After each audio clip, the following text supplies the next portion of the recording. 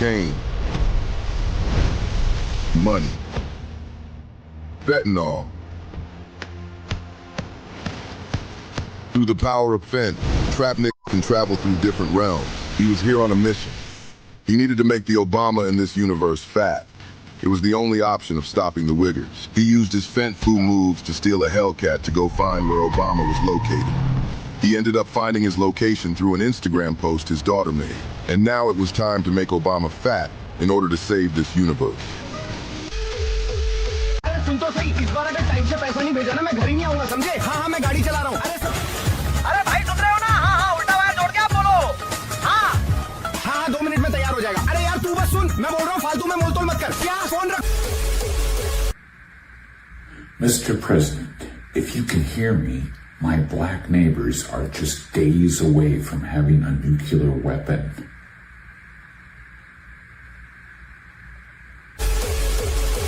Life is a party and my home is the club. I party like a rock star, dance until I rock.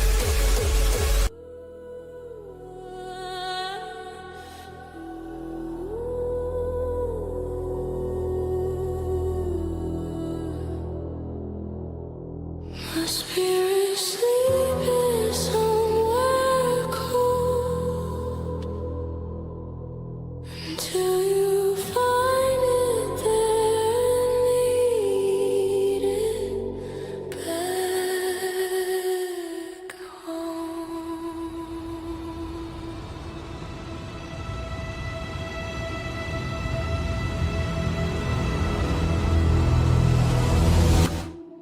Wake me up inside. Wake me up inside. Call my name and save me from the dark. Bid my blood to run before I come undone. Save me from the nothing I've become. My spirit sleeping somewhere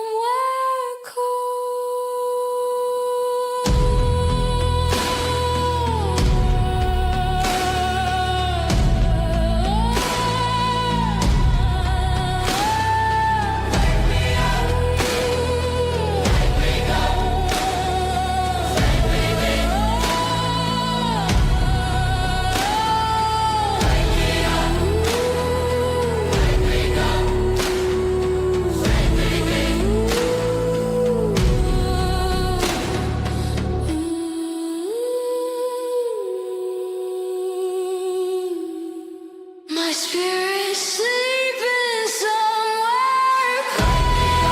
Wake me up inside. Wake me up inside. Call my name and save me from the dark until you find it there. Until you find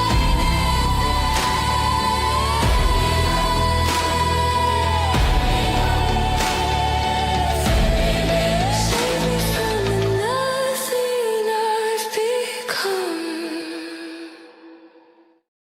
Good evening, ladies and gentlemen. Hope you're having a wonderful night tonight. I cannot lie. I wouldn't lie to you guys anyways, of course, but man, today could not have gone better for me personally. No one else in GunTube is having a great time, but for me, I could not be happier for the way that things have gone over just the last couple of hours. Some of the wackiest, funniest things that could possibly happen have happened, and I'm here for it. Okay, you know, the rest of GunTube, good luck out there. But for me, fantastic, perfect, dude. I am so happy to be with you all here tonight on a Friday night. We have a lot of stuff to talk about. Oh, it's gonna be a long show. It's gonna be a long show. We've got Trench Grenade Garantham collaboration / humiliation ritual, perhaps. We've got Boondock metaphorically eviscerating 110 SAS actual, of course, perfect. We've got Tactical Toolbox making some claims, talking some finances, talking some money stuff, dude. It's It's absolutely wonderful. Okay, so we've got like so much of actual GunTube stuff to talk about. We've got world news, we've got Trump lying again, we've got rage bait at the end, a bunch of rage bait. So it's gonna be a long one. It's gonna be a long one. And guess what? It's a solo stream, so it's just me. No interruptions, no nothing, just straight up uh rolling with it, I guess, you know, like we're Fred Durst from the early 2000s. We're just going to keep on rolling, baby. All right. Well, I hope you're all having a wonderful night tonight. But to start off on a serious note, on a very serious note, actually, I'm going to share in the chat with all of you the GoFundMe for Captain Cody Cork and his family, who, of course, was just killed earlier this week in the initial phases of the war in Iran. So I'm going to drop his link for the GoFundMe in the chat here and on Rumble for everyone who feels the need to or the desire to support a true American patriot, somebody who did give his life in service to the country, or, you know, at least in service to those that run our country, but still feel bad for him and his family, of course, irregardless of your feelings on the war. And something that kind of pisses me off personally about this is we can have a American hero killed in the Middle East and get 1/10 of the support, not even 1/10 of the support, as a random Carmelo Anthony murderer, right? Like, this has been up for a few days now. It's at 27,000, which is not much for the loss of your, you know, father, husband, son, friend. And we have literal murderers walking away with 600K. So a little bit disappointing in that regard. But the link is there in Rumble and on YouTube for you to support and put your money towards a good cause, not this show, because this show is not necessarily a good cause. Maybe, you know, if you're going to give your money to a YouTuber, maybe Tactical Toolbox could use it more than me. Maybe. We'll see. But I did see as I was getting in here that Zany Co, for some reason, really wanted me to show you his FAMAS. I'm gonna keep it real with you, dog. That's one effed up looking FAMAS, bro. But you did pay $5 for it, so I'm not gonna lie, that's a messed up looking FAMAS, dude. It doesn't look quite right. But in terms of gun industry news, we do actually have a bit of positive news in the Trump slump 2.0. Smith & Wesson pulling out a W here. Smith & Wesson is reporting a 17% increase in the net sales compared to this time last year. Q3 sales of 135 million, gross margin 26%, which is really good. 26% margin is excellent. Net sales were 135 million, an increase of $20 million comparable to the same quarter last year. Gross margin 26 versus 24 last year. Net income was $4 million, $8 per diluted share, blah, blah, blah, so on and so forth. So this actually surprises me a little bit.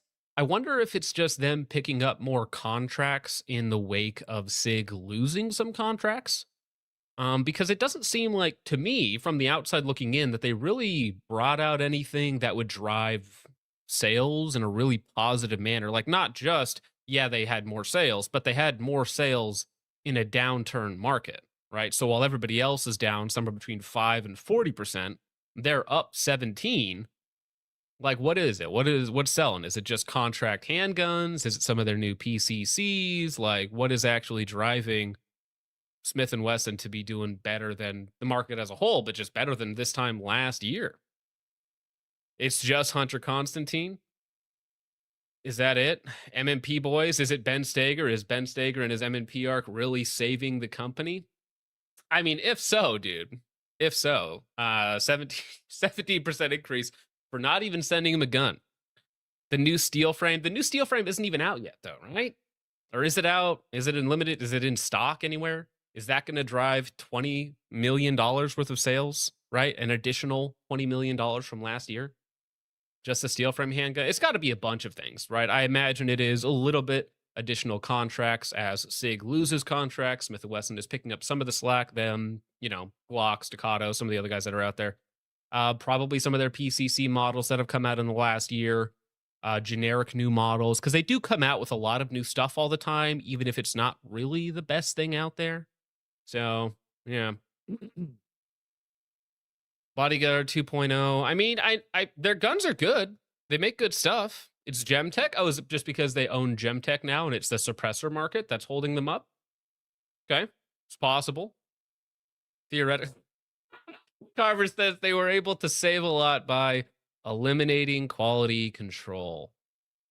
Well, I mean, you do cut costs and that does improve your margins. But we're talking about just additional revenue. $20 million of additional revenue, right? It's just sales. Sales are up. So it's not just cost cutting, it's sales. The amount of product they've sold is up. Big ups. And I mean, listen, if you're pulling in $130 million a quarter, like it's $400 million a year, you're a big company. You're doing real numbers there. So good on them, Another thing that's good to hear. And again, this is good for a lot of different reasons, but Brandon Herrera has officially won the race. Tony Gonzalez earlier today pulled out of the race. He's done. He's gone. Bye-bye. Don't come back. But Brandon Herrera is now going to be in Congress this time next year. Right? Yeah. This time next year, he's going to be in Congress, which is great for multiple reasons. One, I think he's going to be better than Tony Gonzalez. He didn't take the APAC check. He's going to be better on guns.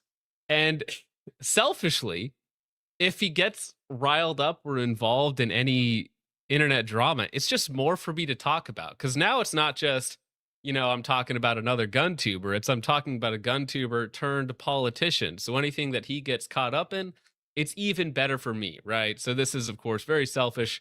But also, I think he's going to be good. But selfishly, I'm also excited to have him on board. Because, yes, Tony Gonzalez officially drops out of re-election race for Texas District 23. We have his post here from Tony Gonzalez. Again, keep in mind, cheated on his wife and kids with a staffer. Staffer later commits suicide by self-immolations under suspicious circumstances.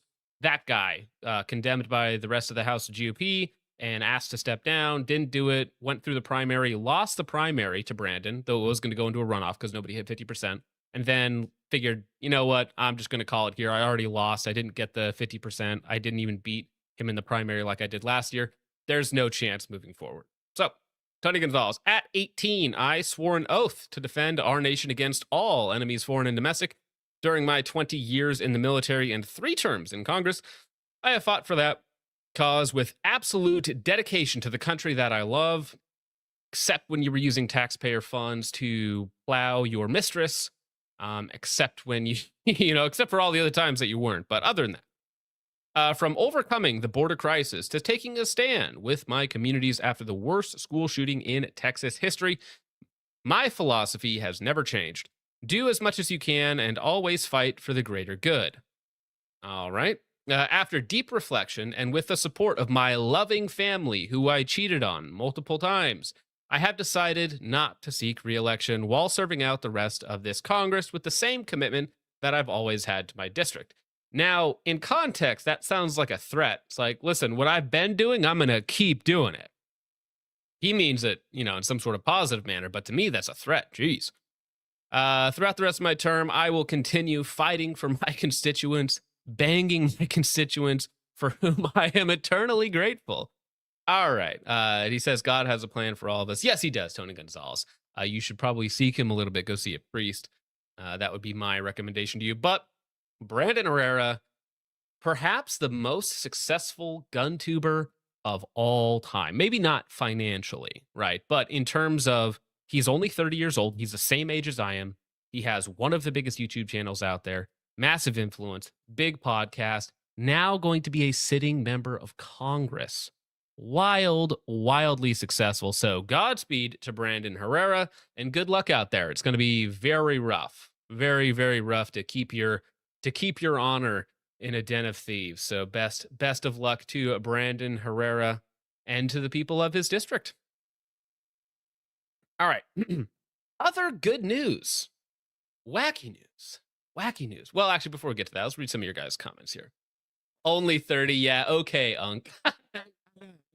I'm aged out. I get it. Washed up boomer here. But no, I like that Brandon is like, I think he's slightly younger than me, actually. I think he's like, we're basically the same age, but I think we're both Unk status, all right. But geez. John, he's not base enough. Compared to what? Compared to what? You guys are babies. Yeah. All right. All right. Also true. Also undefeated at boxing. I didn't even think about that. I'd chalk it up another thing to his resume.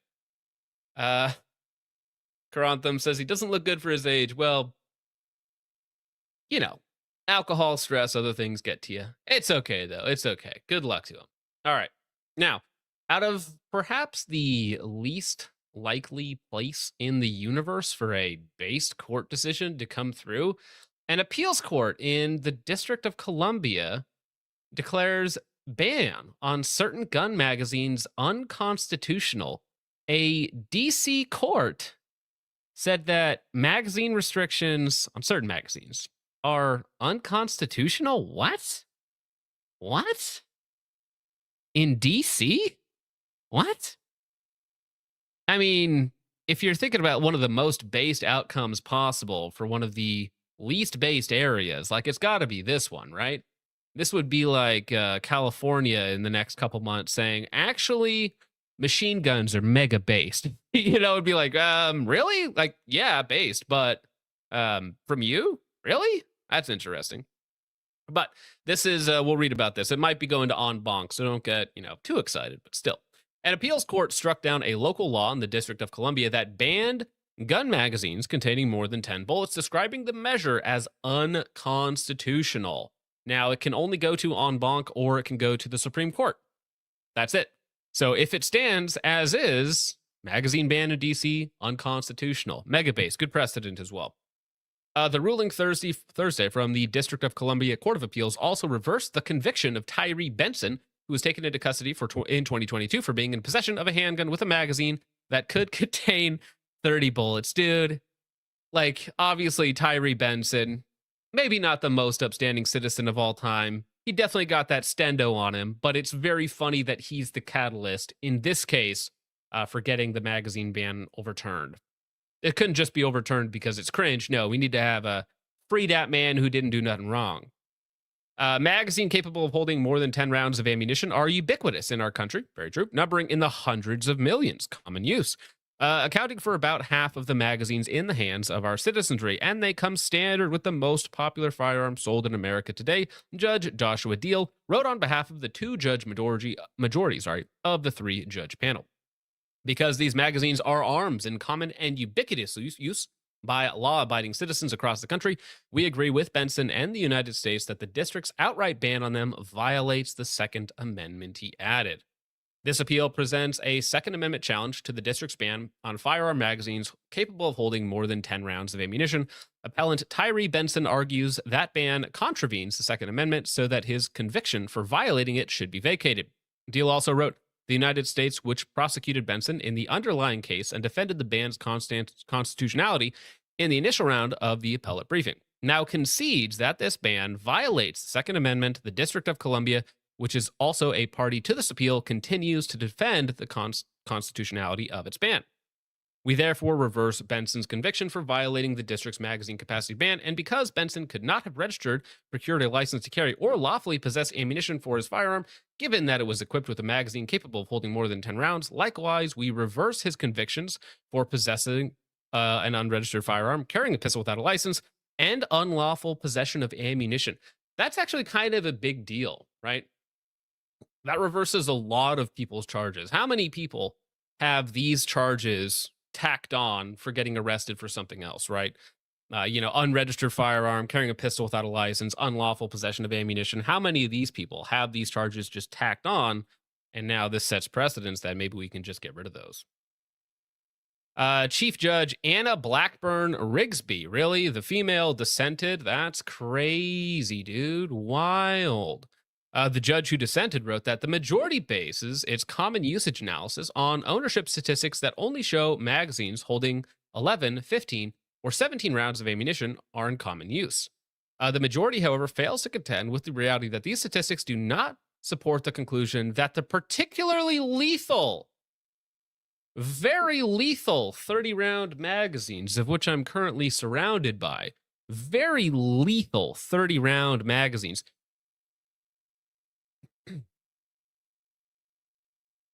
perhaps, Anna, Your Honor, you shouldn't be a judge. perhaps we should repeal a certain amendment. Perhaps. The District of Columbia can now appeal the decision to the Supreme Court or ask locals appeals court to take another look at the ruling with a larger panel of judges, the en banc, which again, the en banc could go bad, right? So while this is based in the here and now, could go bad in not in a short order. So keep that in mind. But again, it's a based decision. It's a cool decision. It could be cited in a lot of other cases going forward, and very important, especially if it sticks. Very important that it sticks. But again, with the larger panel, we will see. En banc, whatever it is, dude. All right. That's true. Yeah, they're actually a trip hazard. 30 round magazines are a trip hazard. They're actually more of a hazard to my wallet rather than anything else. Now, on the flip side of a based case, something going our way, what about a place so stupid that they would write a law banning anyone under 21 from buying a firearm unless they're accompanied by an adult, when the law itself says that an adult is someone who is at least 18 years old. So this, of course, comes from Virginia, which has recently completely lost its mind, gone insane, some would say, as they have passed one of the most restrictive firearms bans in the nation. And they're just going to keep adding insult to injury here because, of course, enough is never enough, right? They're never going to be satisfied. They always need to take one more thing. They always need to deny one more right from you. Democrat-sponsored bill banning anyone under 21 from buying a firearm unless accompanied by a quote-unquote adult. What does that even mean? If you're not 21, you need an adult? When did we raise the age of adulthood? Listen, if we want to raise the voting age to like 21, 25, 35, totally chill. Totally cool with that. That would rectify a few other issues as well. However, as it stands right now, an adult, as defined by the law in Virginia, is 18 years old. So it's like they passed something to make them feel like they were doing something, when in reality, it accomplished absolutely nothing. So, if you need to be accompanied by an adult, is it just saying that you need to have a friend who's also 18 years old? I don't get it. Bring a homie, I guess. Yeah, just bring a homie. This is like the friends rule. It's basically like, if you don't have any friends, you shouldn't have a gun. That's what they're saying. If you don't have any friends, if you don't have any homies, you shouldn't have a gun if you're under 21, which is kind of strange, isn't it? My poor Commonwealth. Yes, look what they've done to your boy. Well, Boondock, what do they call it? Self-partnered. That's right. We are self-partnered. I'm 20 years old and self-partnered, so I'm accompanying myself, right? I identify as a pair. What if I'm schizophrenic and my alternative personality is also 20 years old, right? What are you asking, Jake? What is your problem, dude? A girl gets brought up for like 1 second and you immediately go to that, Jake? Jake is on the sauce tonight. I guarantee you Jake is absolutely lit right now. Yeah, if you're stuck in Virginia, my apologies, bro. My apologies. Two Spirit? Oh, that's another one. Two Spirit. Yeah, I haven't kept up with all the DLCs and updates, but it is still very funny. Oh, didn't see she was here. Oh, awkward. Awkward. All right. Well, you know what else is awkward, guys? Somebody informed me. Was it a super chat? I think it was a super chat earlier that I haven't got to yet. That it has been almost 1 year since it ended for Sig Sauer, which I gotta say is absolutely hilarious. Absolutely hilarious that we are almost at the 1 year anniversary of it ended for Sig Sauer. Now, for me, it's funny for a lot of different reasons, okay? But again, it's about to get even funnier next week. When you guys realize what drops next week, you're going to find it even funnier that almost a year to the date after it ended, maybe it really will end, all right? Next week is going to be very funny for my Sigger bros in the chat. It's going to be very, very funny. But in the meantime, the P365 evolves again. This is the new DH3 model, which features a wider grip. making it 320 sized, right? So they've turned the 365 into the 320. And you guys are going to laugh. You're going to laugh when you figure out what's coming next for Sig Sauer. It's going to be very, very funny. But hey, in the meantime, you guys can take a look at a 365 that's the same size as the 320. Wink, wink, nod, nod. Huh.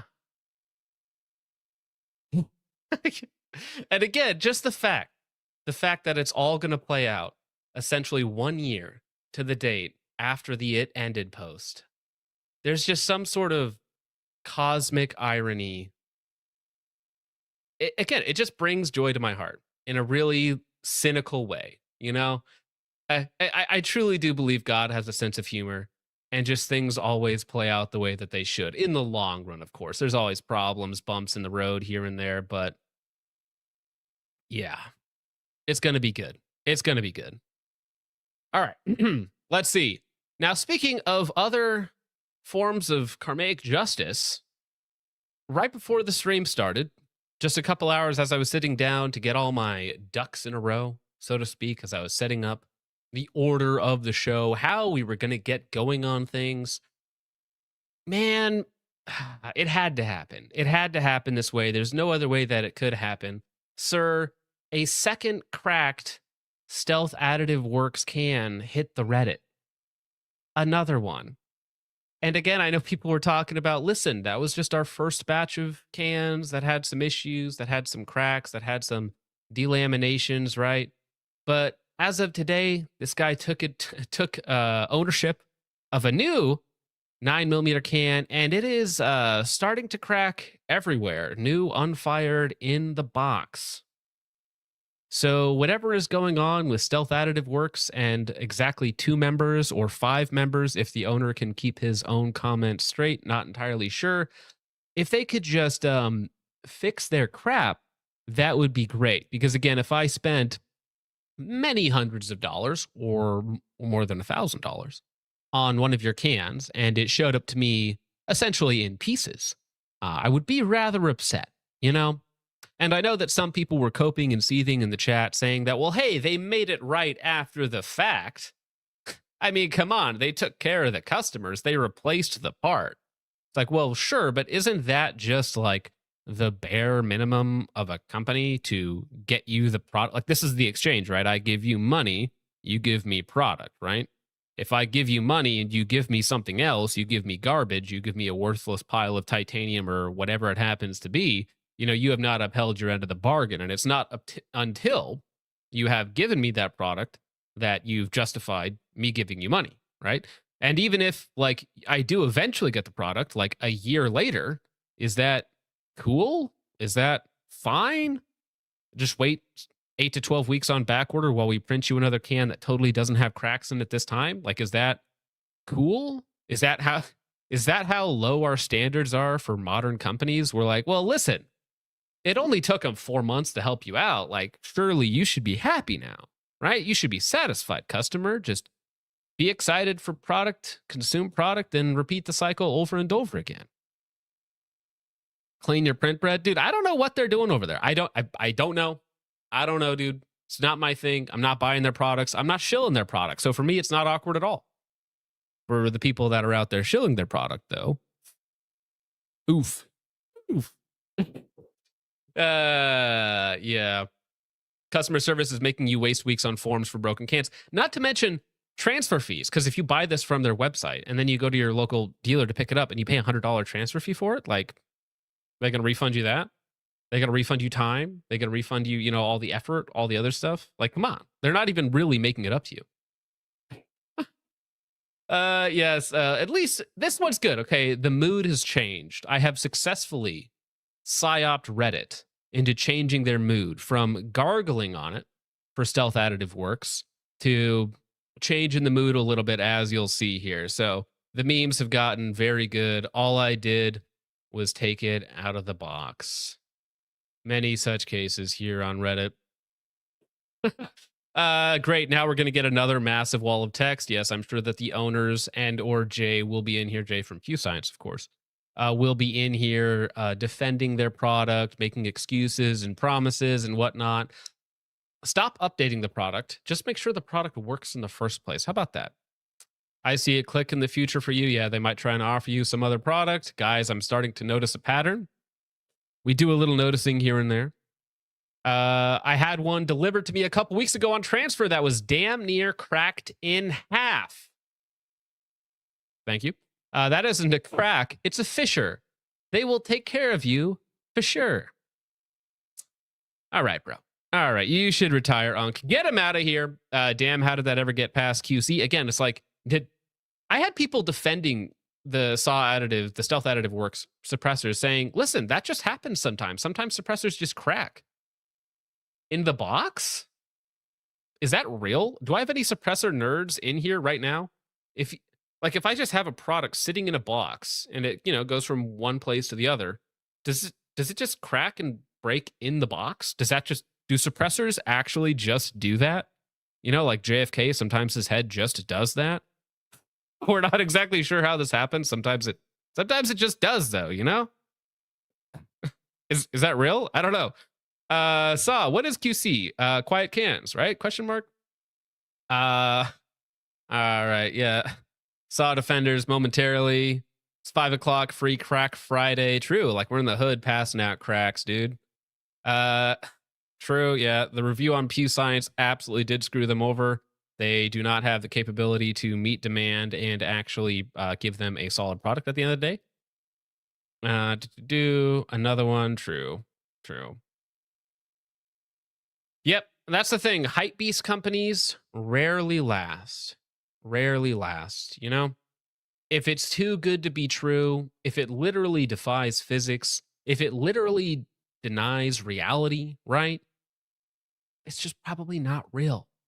Probably not worth your time. Well, listen, okay. If it's that brittle that it will just randomly combust and crack and start fissures just by being jostled around a little bit, what's going to happen when I put that on a rifle and then I heat it up and cool it down a bunch of times, right?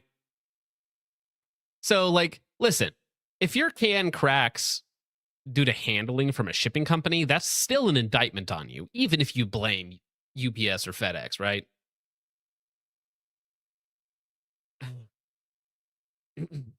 Shut up, Uncle OG. No, it's a real time. What are you talking about? Unbelievable. Fisher, I hardly know her. Dude, Unc is hitting with the jokes tonight. Okay. Speaking of Unks, dude, I saw Boondock uploaded this video right before we went, a couple hours ago? 3 hours ago. Yeah, perfect timing. I watched it like 3 times. I could not be happy. I could not be happier because there's always some person out there making the clickbait videos, making the nonsensical claims, and I'm not smart enough to understand all of it. I'm not a ballistician, right? I don't really know what PSI even is. You tell me you can fit 55,000 of them inside of a 5.56 case. Are you sure about that? You can fit 55,000 of them inside of one of these little guys? All right, sure, buddy, sure. Anyways, I'm not smart enough to actually know what any of this stuff means, but some people out there have been making some bait of the click, you could say. Fastest ever 5.56 breaks record, 100,000 views 12 days ago, from our friend over at 110 SAS Actual. Now, a little bit of clickbait is cool. Okay, it's fine. We get it. You got to drum up a little bit of excitement, but you can't just straight up lie, right? That's kind of like the rule. You can get close to it, but you got to at least deliver on the promise a little bit, right? Come on. So that's this video. Now, he's been making a bunch of these videos over the last 6 months or so, and they've been doing pretty good on his channel. So if you're, the ammo videos that he does, the first one, 500,000 views, pretty good for his channel. Second one did 350K, again, good for his channel. And then it's still 250K. This one's already at 100K. 110 SAS Actual, over 1 million subs. And this isn't to dog on the guy at all. but I feel like maybe this is just GunTube in general, but the million-plus sub channels, their views are really bad. Not all the time, but like, 5 days ago, 35,000 views. Like, I have 1/12 the subscriber count. My last video has more views than that, but I only upload a video every 6 months. But still, it's like some of the videos do good, some of them do really poorly. And I don't know if that's just an audience thing, if that's just a YouTube algorithm thing, if that's just shorts absolutely nuking, your channel's actual subscribers versus just that number, right? Because people just chase that number. I got to get to 100,000. I got to get to 1 million subs, whatever that is. Whatever, dude. It's all fake and gay as far as I'm concerned. However, we have a great breakdown of why that is incorrect and why that might even potentially be dangerous. And listen, all right, I'm very happy that I'm not the only one that calls out the other YouTubers when they do something a little silly, a little dangerous. They engage in a little bit of lying, you could say, which is quite fun. So I'm glad that Boondock was able to do it. And we're going to walk through this, all right? And we have some great memes. Before we go, maybe we should just entertain this meme real fast that Smallball made for me, because I do think it is quite funny. We're seeing claims that this was 120,000 PSI. Holy shit. The CEO of ShellTech is posting himself that this hit 125,000 PSI.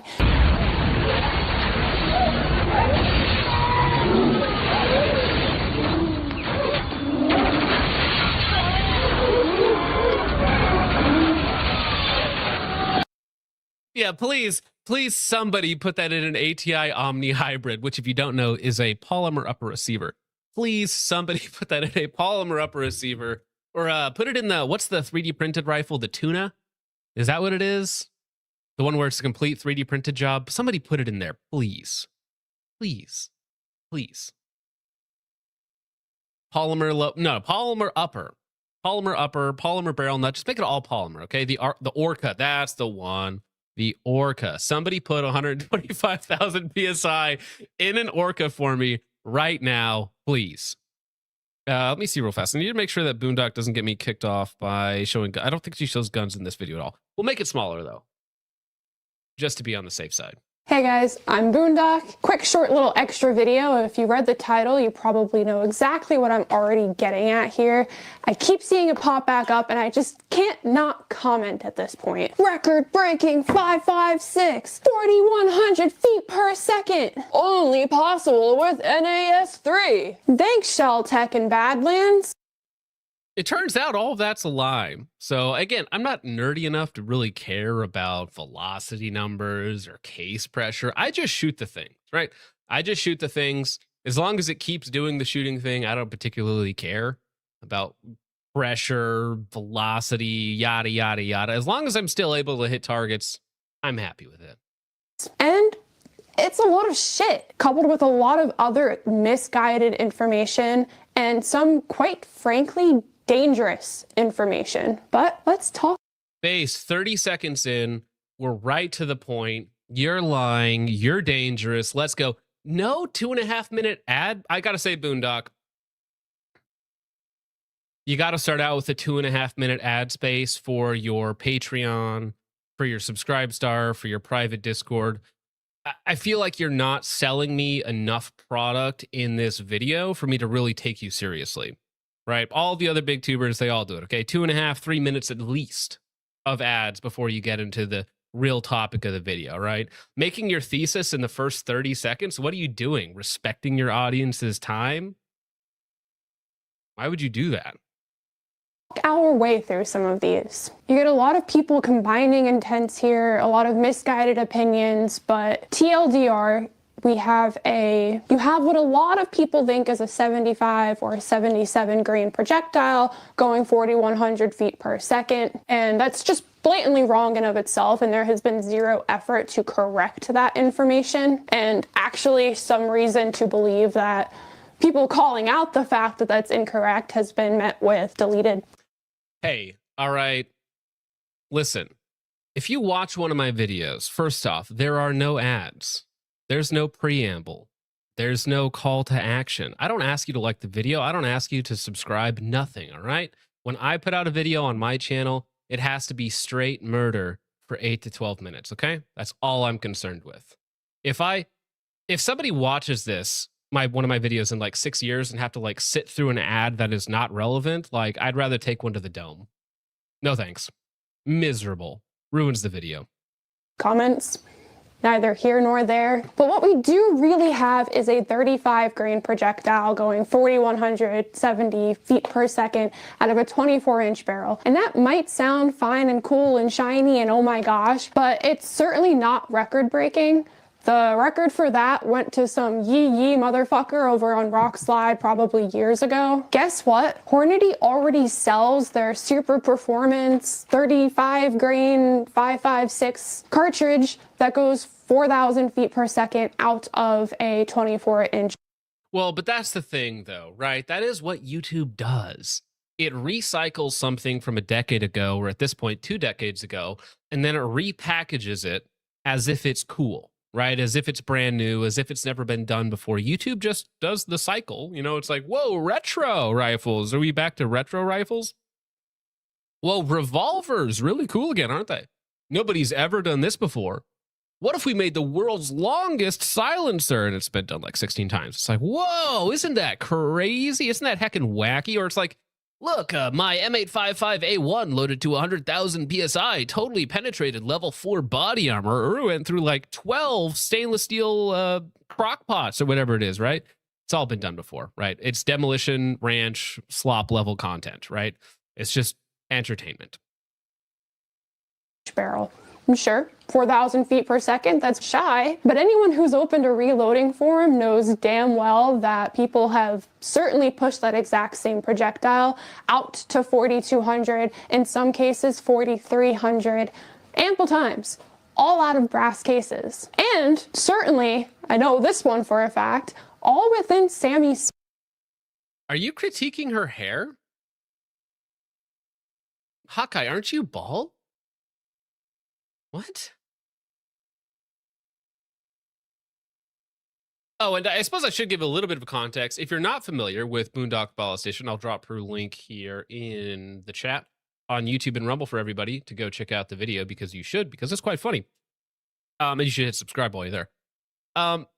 She is a bit of an SME. I don't want to say exactly what she does. You know, I don't think that's my place, but she is a ballistician. You know, she does this sort of thing for a living. So she is, you know, at least a bit of an SME when it comes to it. A little bit of pedigree, you could say. Spec. I have personally witnessed a 36 grain projectile out of a 20-inch barrel hit 3,800 feet per second and just barely kiss 52,000 PSI. Add an extra 4 inches to that barrel and there's your 4,200. 4 inches. 4 inches matters a lot. You heard it here first. Still well under Sammy's spec from brass. Never mind the fact that people have taken that exact same projectile. 4 inches from brass? Ugh. Not in this context. And thrown it to like 4,800 feet per second out of a 22-250. Let's stick with 5.56. And considering people have already done this, we didn't break a record, and people have already done this Dogs with moment. standard brass cases. Well, this definitely isn't a feat only accomplished by NAS3. Holy shit, new technology. Look at these crazy things we can do. This isn't record breaking, it's clickbaiting. And it's especially. Yeah. I mean, let's see. Let's go through the list real fast, shall we? Let's see if we can find any excellent clickbait here. Defeats level 4, red arrow. Dude, I love putting the red arrows in thumbnails for live streams. I find it very funny. Defeats level 4? Question mark? What? Is it dangerous? Oh my gosh. The most dangerous FUD lore. Insane 9mm long range. Brutal. Oh, okay. Brutal new 308. Insane. Lots of brutal and insane, dangerous, brutal. Is he just reusing thumbnails? Are you reusing thumbnails, 110 SAS actual? Unbelievable. Yeah. Actually, these videos are some of these videos are really going back just a year. His video views are not great. There's a couple good ones. Maybe that's what it is, though. You know, I feel like YouTubers fall into this trap a lot, where they get a little bit of views on one specific topic, right? ammo, guns, drama, right? Whatever it might be, a little bit of a Freudian slip there. But then they just can't get away from it. They're never going to get away from it. There's too much finances built up into it. They can't stop doing it. So whether they believe it or not, whether it's valuable or not, whether they're even interested in that style of content in the first place, they're just going to make as much of it as they can. They're going to ride that train until they run out of track, right? And we might be seeing something similar to that here with 110 Seth's actual and his ammunition predilections.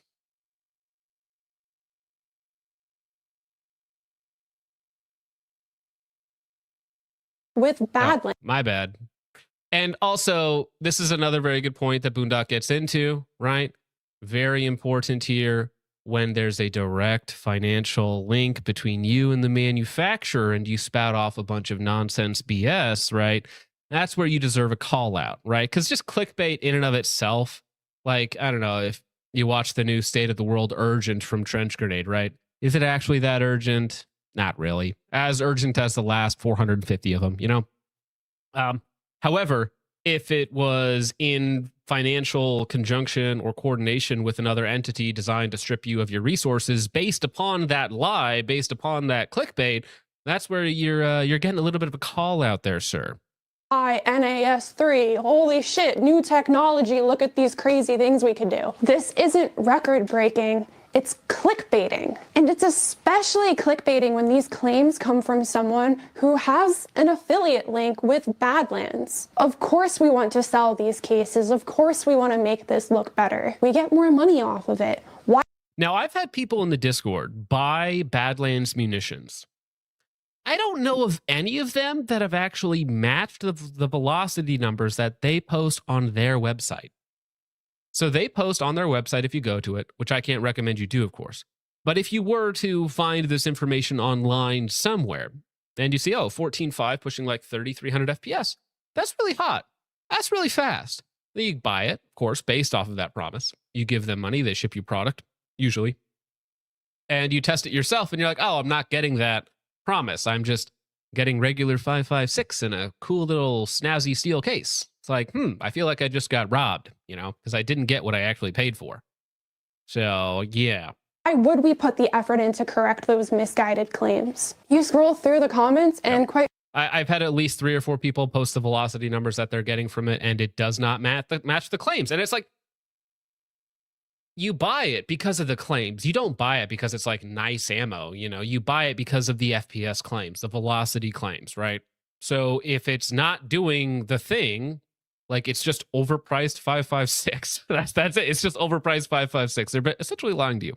frankly, a lot of people have missed the fact that it's 35 grain projectile.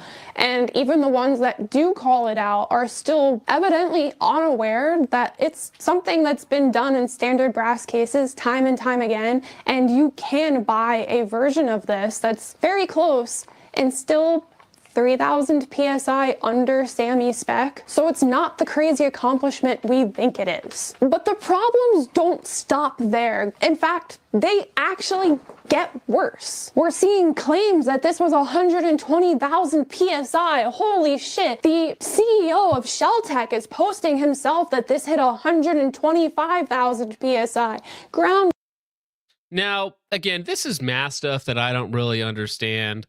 125,000 PSI does sound like a lot considering the new NGSW program or the new whatever, 6851 Fury, whatever you want to call it, is like targeted around 80,000 PSI, 75,000 PSI. So 125,000, I don't understand what that means, but I do know that's a big number.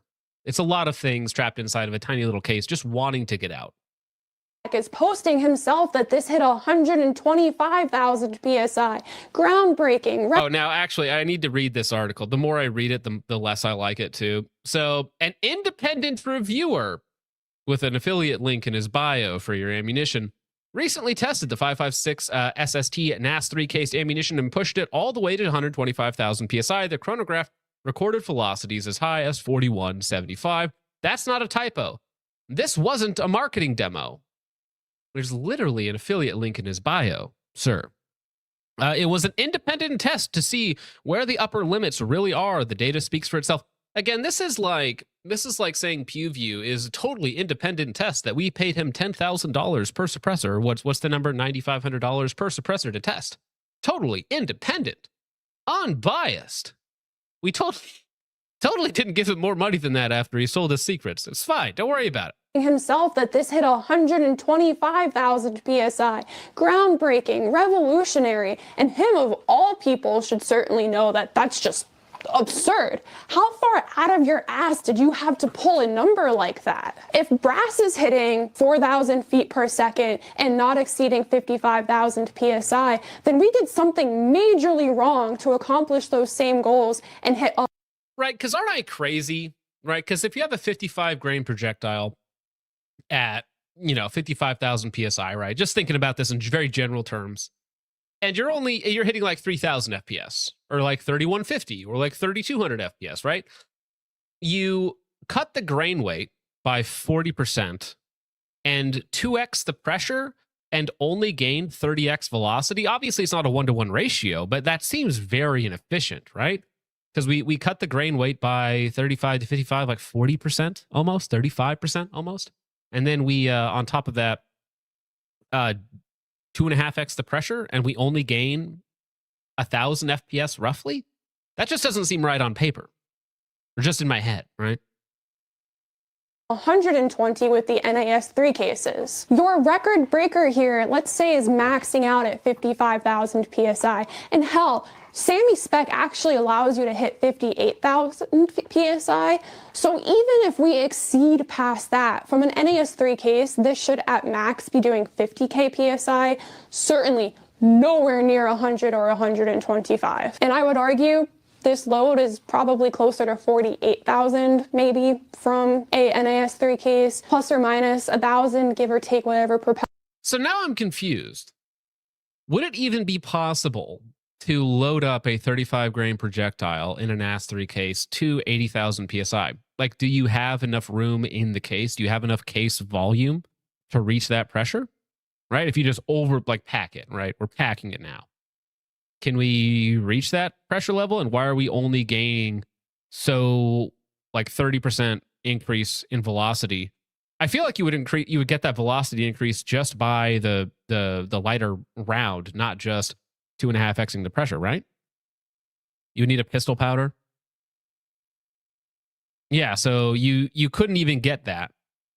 You couldn't even get that pressure with just regular rifle powder. You'd have to use pistol powder to get there. That's a lot of feet.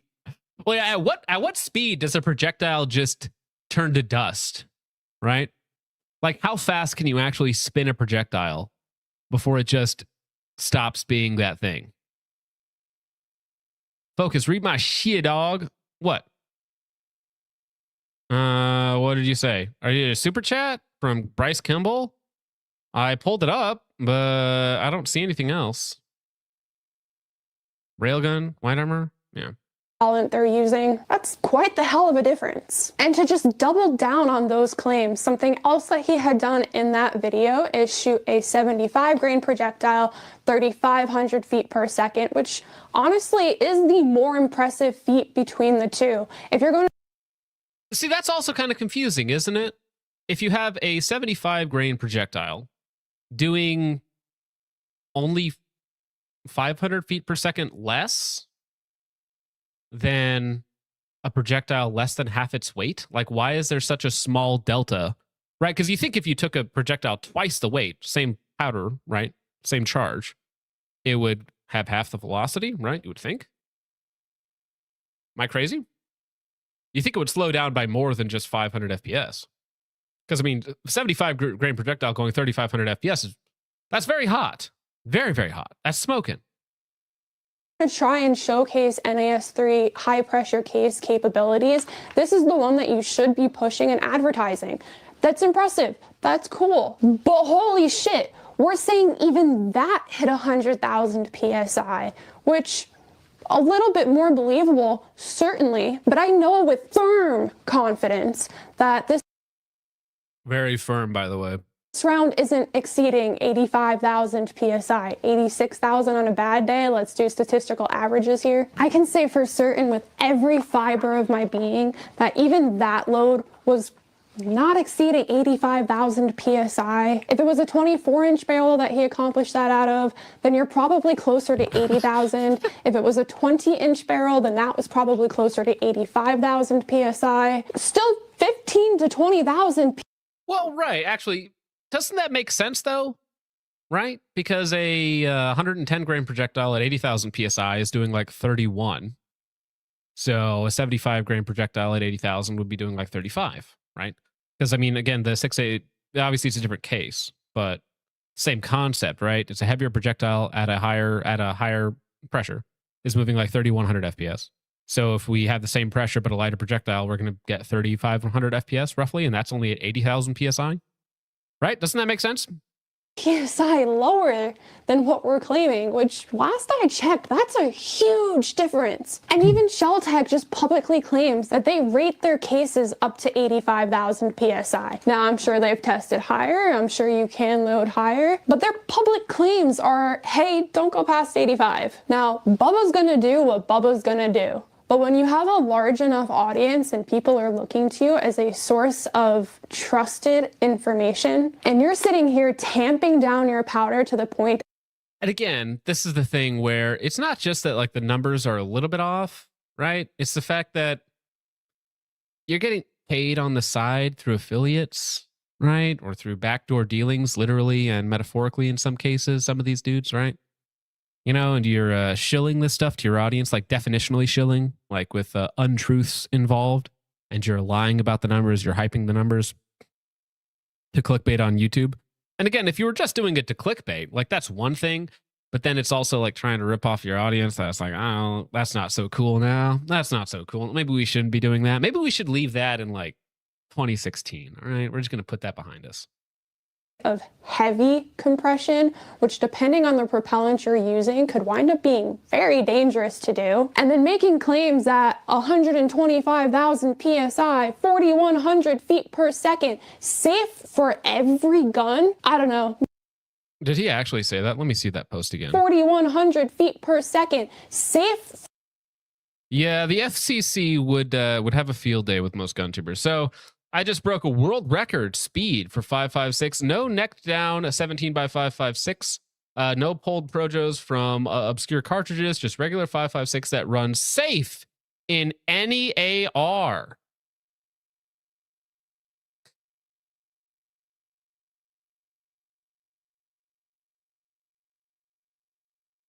In any AR, and then you claim 110,000 PSI, and then somebody's going to do the math and try to load to that.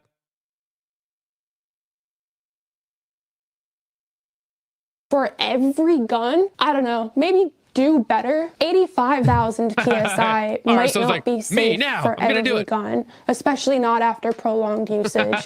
Yes, Brass Monkey's correct. It is safe in any AR when the AR is unsafe. Very true. Good point. Very good point. Oh, base. Boondock is going after 8.6 and 1 and 3 twist. I hate 8.6 and I hate the people that chill 8.6. So I'm here for that. 120,000 PSI is absolutely not safe for every gun. Maybe a couple of rounds in a controlled, testing lab type environment. But to push the idea that, hey, click my Badlands link, look what we're capable of doing, safe for all, is kind of screwed up. And when you see this message getting convoluted between records breaking, safety, pressure conversations, no one knows what. I literally have my wife locked in the basement right now, Chud. You think I can't ignore you for longer? All right? We'll see who outlasts who in this game of patience we have. Chud. Charge was used, what projectiles were used, and everyone's confused, and you're doing nothing to set the record straight for those people. You maybe need to take a step back and say, what can I do different here? People believe you. A lot of people don't know better and trust you as a viable source. You have a responsibility to your audience. You do, whether you like it or not. To number one, not to lie. Even better, to not endanger their lives or to scam them or steal from them. I think there's things that you should not do. But from the Christian perspective, we would have lots of oughts that you should do, right? But of course, lying to your audience to sell products, big no-no, don't do that. Potentially dangerous information. Also, little cringe, little gay, don't do that. Now, I've had a couple talks with 110 SaaS Actual, just kind of off the cuff conversations about certain things. I don't need to condemn him in more ways than one. I feel like he should just post a little update video, be like, oh, hey, by the way, those numbers I posted about the pressure and this other stuff, just a little off. And I just want to correct the record, make sure that none of my audience gets injured in the process. And also, I should definitely disclose the fact that, the whole affiliate link stuff and that I'm trying to sell more of these projectiles because it helps my bottom line, as this is now his 1, 2, 3, 4, 5, at least 5th video on the subject matter, right? So maybe a little bit of disclosure, maybe a little bit of honesty, a little bit of crow goes a long ways. So let me link the Boondock video once again in the YouTube live chat and in the Rumble chat for all of you wonderful gents to enjoy. That was only half. No, not even half. That was only a third. That was only a third of the best YouTube drama around, all right? Tactical Toolbox has done it again, somehow. In one of them, I am conflicted on this video. I think that this might be the worst video of all time. But, of course, the flip side of that is the best video of all time, right? Because that means we kind of get to go through it. And I'm just going to cut to the chase. This video is a 20-minute ad, a 15-minute ad. There's almost no useful information in it whatsoever. It's an ad. Please give me money, money, money, money, money. Okay? And now you say that like, John, you're taking donations on stream. You guys shouldn't be donating to me. You should be donating to this guy and his family that I put in chat. And I'll put it in the chat again. All right? And as somebody said earlier, yes, YouTubers will literally do anything to not get a real job. Listen, I've been a forklift operator. I've been a box boy, a department store worker, a sales rep. I've been an Amazon driver. And if I get canned tomorrow, it's back to regular life for me, okay? Getting out of the spotlight, moving into something that's a little bit more relaxed, just being a normal person. Man, if I ever just get up on camera and start begging, you should kill me. Listen, okay, I'm going to keep it real with you guys. I'm giving you all permission. This is admittable in court, okay, to the judge that watches this in the future. If I ever get on screen and just beg for money, shamelessly, you should just find me, all of my audience members, you carte blanche, find me and kill me, okay? This is admissible in court, all right? We're good? We're going to shake hands? Well, pinky promise here? All right, we're good. All right, now, well, we're an hour in. We're actually going to get to your support right now. And then we're going to get into the greatest video of all time. Vandalay for 10 says, happy 1-year anniversary tomorrow since it ended. It's never been more over than it is today. Let me tell you, next week, it will truly be over. Truly, I say unto thee. Thank you, Art Vandalay for 10. Appreciate you. Subarctic Psycho, member for 11 months, says 11 months of being quote-unquote friends with John. That's true. 11 months of mildly threatening responses from Subarctic Psycho. Thank you, sir. Subarctic Psycho for 5 says, if Trench's wife ends up pregnant in the following weeks, then we'll all know who the father is. I'm honestly more worried about Trench being pregnant. Thank you, Subarctic Psycho. Appreciate that. Over on Ko-Fi. Let me pull this up here. Joshua Howard says, what's a universal light retention holster that's fine for poor people? That's a trick question. There are no fine universal retention holsters that exist. The Blackhawk Omnivore is terrible and dangerous. And dangerous. You shouldn't buy that. However, what you should do is you should buy the Blackhawk L2D, and you're going to cut off the red dot hood and all of that, and that will actually fit any pistol on the market just about with light.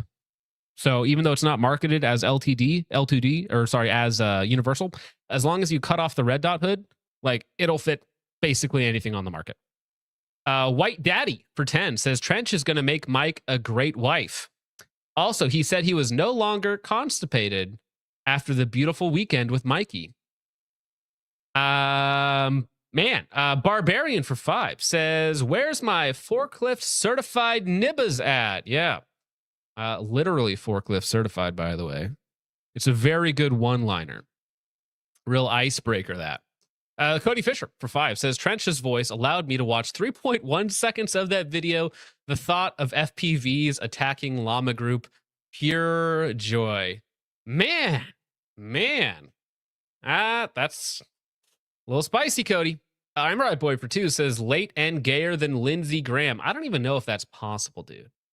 Rambunctious Inquisitor over on Ko-Fi says, you have $1,000. Do you choose a 1 to 8 second focal plane optic or a low back pressure suppressor? Well, that's the thing, dog. I mean, for $1,000, like, I would go with a suppressor at the low back pressure suppressor, because it's probably, you can use that in any scenario. Whereas the 1 to 8 LPVO is only good in some scenarios. And honestly, you don't even have to spend $1,000 on either. But thank you for that, Rambunctious Inquisitor. All right, Amrite Boy for 2 says, Leighton Gayer than Lindsey Graham again, not possible. Zanico says, show FAMAS. Literally already did. Yeah, that's not a FAMAS, dog. I don't know what you're talking about, but that is not a FAMAS. Lena Mitchellix, North Starfish for 2 says, we got fent bending before GTA 6. It's true. Very true. I like that intro. Captain Price is my dad. Become a new YouTube channel member. Appreciate that. Thank you, sir. Everyday American for 5 says, I love being taught battlefield tactics that I can read out of a manual from eBay by 2 dudes that never deployed and use them in real life. Now, I'm not going to make fun of anybody's military service, that they went out there, they volunteered for it. Good for them. Fantastic. Excellent. But when it comes to combat deployments, okay, we're all equal in this world. Thank you, Everyday American. Chud for 2 says, do we get to do a racism in the stream today? Well, listen, racism is in here at all times, okay? I'm not going to give you permission to do it. You never needed it. Lena Mitchellix, North Starfish for 5 says, working an extra shift tonight. So tonight's stream is much appreciated. We're going to make it, boys. We are indeed, Lena Mitchellix, North Starfish, which the fact that you're taking an extra shift tonight, in context, maybe that's a little sus. Anyways, thank you, Lena. Appreciate it. Lieutenant Colonel Part Major, I don't know what that is. For 5 says, thank you, Pastor Tripp, for all you do for this community, and praise be to Israel. Wow. Okay. Yeah, sure. Mr. Zionist pastor here. Lord, I pray that you. No, I'm not even going to say that. Everyday American for 5 says, the Trump slump shouldn't even exist. This administration has shown me nothing to be quote unquote comfortable not buying anymore. Listen, guys, the Trump slump is about to be over. Okay, it's about to be all hands on deck if you're trying to buy something. Captain Price is my dad for 5 says nothing, drops it on the table, walks out because he's a boss. Wendell Liz for 5 says the Smith & Wesson rep threatened to slash my tire if I didn't buy an MP57. I got an okay gun, but a cool free hat. Yeah, a little yarmulke, huh? Just came with it. Okay, sure, buddy. Chud for 2 says the chat is awful. I thought you guys were true cells. No. That's the thing about true cells, right? Or incels, as some would call them. There's no such thing as a true cell when a girl walks in the room. So it's not real. Thank you, Chud. Appreciate it. Free Kill for 5 says, didn't know SIG was into inflation. Don't Google SIG inflation, rule 34. Thank you, Free Kill. Son of Mandalore for 2 says, is SIG actually discontinuing the 320? No idea, bro. Josh for 5 says, I do not have sympathy for a redhead who tests bullets and stuff. I am not distracted by her. Is Boondock a redhead? Do you guys call that red? This is a very serious topic here. Is Boondock a redhead? Is that red, or is that just like a brown blonde? Like a light brown? You guys consider that a redhead? Huh. Lieutenant Colonel Part Major, getting PSA levels of customer service warranty. Yeah, at least they have a warranty.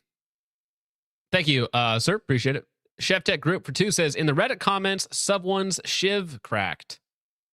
Yeah, it wasn't that just what we were looking at? And they said that somebody else said that theirs cracked as well. Thank you, Chev. Everyday American 5 says 110 SAS gives me my fix for all the bougie stuff I can't afford. Never watch a full video, but it seems like he's found his way in with rich rifle makers. Yeah, maybe he just knows people, right? If that's what you're into, that's what you're. Some people just like it for the glitz, the glamour. You know, they want to see a Nighthawk shoot really fast into nothing. Whatever. Everyday American for 2 says, let's not be disrespectful to brass facts. Girl, guys. Lightspore for 2 says, Everyday American 556, shut the fuck up, nerd. Thank you, Lightspore. Lena Mitchell, North Starfish for 5 says, going to buy this ammo and put it in a KCI 100-round drum mag. That's over 1,000,000 PSI per magazine. 1,000,000 PSI per magazine. Charlie Cox, hope you have a good night tonight, sir. Thank you, Lena. Vandalay, member for 8 months, says, are we sure Jesse isn't Jake in drag?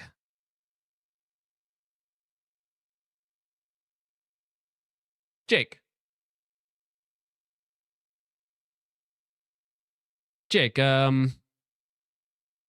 where were you a couple hours ago when this video was uploaded?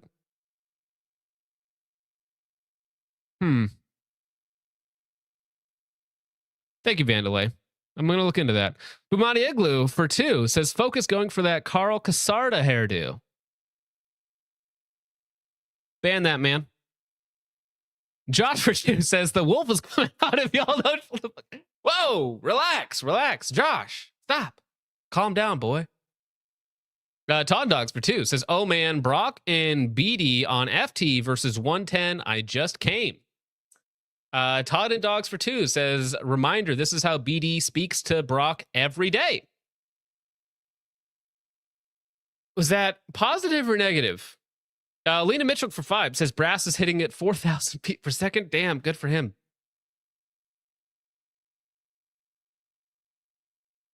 Thank you, Lena. Todd Dogs for 2 says, BD talking about loads on Brass Facts Friday. You know, when you put it into context like that. Barbarian Scorn for 2 says, all this math gobbledygook means nothing to me. That's true. I'm a retard maxing. You can't fool me with numbers. I don't know what they mean. Thank you, Barbarian Scorn. Brandon Caputo for 2 says, 110 SAS is actually dry heaving right now. Some people don't like pressure. Some people don't handle it very well. You know, there are certain people out there that are very self-conscious about their image, you know? And if you can't take the heat, maybe you better get back in the kitchen. Thank you, Brandon. Appreciate it. Todd Dogs for 2 says, come on, Hob, chime in about a 6.5 grand old solvent disc. No, I'm pretty sure. I'm pretty sure that they're out at Moons Out, Goons Out, right? That's today and tomorrow, and the day after, right? They're busy. They're busy touching butts. Okay, thank you. Todd and Dogs. Everyday American 5 says, by definition, no ammo is safe in every AR. We've seen bullets of all levels of quality blow up in many different levels of quality ARs. Yeah, but this is kind of like an all things being equal, right? So, I mean, if what 110 SAS was trying to say that, yeah, you can put this load, this 120,000 PSI load in any AR, it's going to be just fine. That's psycho. That's trying to get somebody killed. Thank you, Everyday American. Lieutenant Colonel Part Major for 5 says, NWAS will sell their souls to a sponsor, but still ain't paying child support. Shaking my damn head. The bill comes due. Thank you, Major. Carver for 2 says, never trust a man wearing a hat indoors at home. A man. Modern Frontier Project for 5 says, I don't know who's worse, the gun tubers pushing crap or the gun consumers who need this pointed out because they can't form their own thoughts. Well, that's the thing, right? There's a dichotomy here between the people who trust a lot, right? They see their favorite guy, and he wouldn't lie to me. They're very high trust. In a just world, being high trust is a good thing, right? It's not a bad thing in general. However, in this modern day and age where almost everybody is lying to you, Very problematic. And so that's why you do need someone to counter someone's nonsense, you know, whether that be in training, right? So you have real trainers that can go out there and say, this is nonsense. Whether in this case you have Boondock, who knows about ballistics, hence her name, she can call out somebody talking nonsense about certain calibers. You know, in my case, I can just make fun of GBRS for 10 minutes. You know, you need somebody who can call out, counter the nonsense. And if the nonsense didn't exist, then neither would we. Ronnie, $450. Honey, this is a song of the summer shit. You know it's funny. Walk on stage with no shoes on. All I need is feet, boy, I'm too gone. Hey, take money, big toe money. This is a song of the summer shit. You know it's funny. Walk on stage. Whoa. Every time that gets me. You guys have jobs? On a technicality, I have a job. You know, according to the IRS, I have a job. Self-employed. Like self-partnered, I'm self-employed, dog. Thank you, Ronnie. Appreciate that. Godspeed out there, man. Hope you're doing well. Focus Stream Gooner 1488 for 2 says, I've been looking forward to this all night. That's right. I know. Your Friday night is my Friday night. Thank you, Focus. Blue Animal for 5 says, what a great way to start the weekend with a Focus Trip stream. My balloon knot is once again healing. Yeah, your balloon knot doesn't deserve to heal, okay, bro? I know what you were doing. We all know what you're doing now. You can't fool me for 2 weeks in a row. Thank you, Blue Animal. Rubicant says, John, you are the Kirkland version of Carlos Rodon. Cheers, bud. Cheers. Get ready to lose some pounds. Get ready to get shot and thrown in a ditch. Get ready to get dipped in acid baths. But first, you're going to get raped. This guy? I'm the Kirkland version? I'll take it. Fine, Rubicant. Ditch and Bomb for 5 says, these homophobias wouldn't last 2 seconds against the Focus alpacas. No homophobia. Won't let me say the word. What word? My favorite word. Thank you, Ditch Hand Bomb.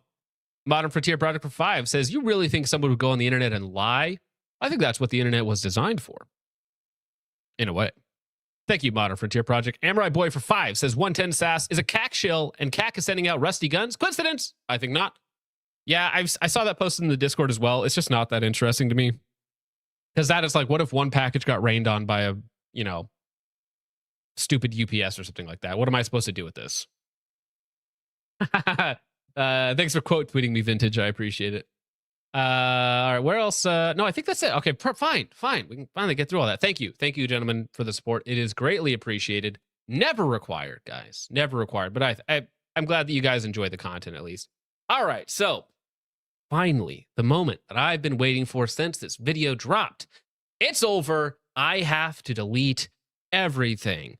Dun, dun, dun. What a crazy title, dude. It's so over. It's never been so over. But in the midst of someone else's It's So Over was a even more powerful I'm So Back. Before over on Ko-Fi, Rambunctious Inquisitor says, is there only one model of the Primary Arms PLX SFP Nova Fiberwire? There's just one version of it, just in black or FDE. Great deal. Great deal, Rambunctious Inquisitor. So you should, if you're interested in it, pick it up. Rambunctious says, I'm sad I missed the Wednesday stream because for comp and LARP, is the Cat Whitebread better than the Velos LPB? K, if I remember correctly, Brassfax didn't like the Whitebread. Well, the Whitebread is too heavy. So that's my position on it currently. It is too heavy. So if the Velos LPB is lighter and it does the same thing, maybe. I don't have any experience with that one, though. All right, let's get into it. Let's get it. It's not a great frame, okay? It is not a great frame. That's okay, though. You know, we all have bad angles. We all have some candid photographs, aka edited videos that you decided to upload to your own channel. But let's hear it straight from the horse's mouth. This isn't a video I wanted to make, but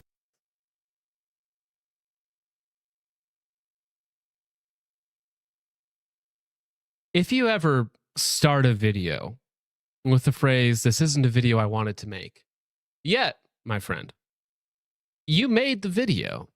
You edited the video, tagged the video, made a thumbnail for the video, pressed uploaded, manually reviewed the video, go through all the little editing processes and whatnot on the back end on YouTube, I'm going to guess that you kind of wanted it uploaded.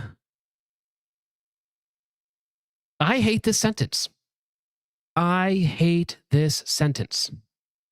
Every time I hear it, no matter the genre, in my mind, I'm just like, shut up. Shut up. You obviously wanted to make... There's a point to the video, All right? Come on, bro. this isn't a video I wanted to make, but this is literally the most important video that I've made in 10 years of uploading videos to this channel. Right now, if something was the most important video of all time, you would want to make it, right? So we got conflicting statements right off the background, and keep in mind that this is the most important video for his channel of all time. Let me show you his channel real fast. Shoot, stop moving that around. Tactical Toolbox, 1.1 million subs, as a lot of these guys do, right? Pretty big numbers.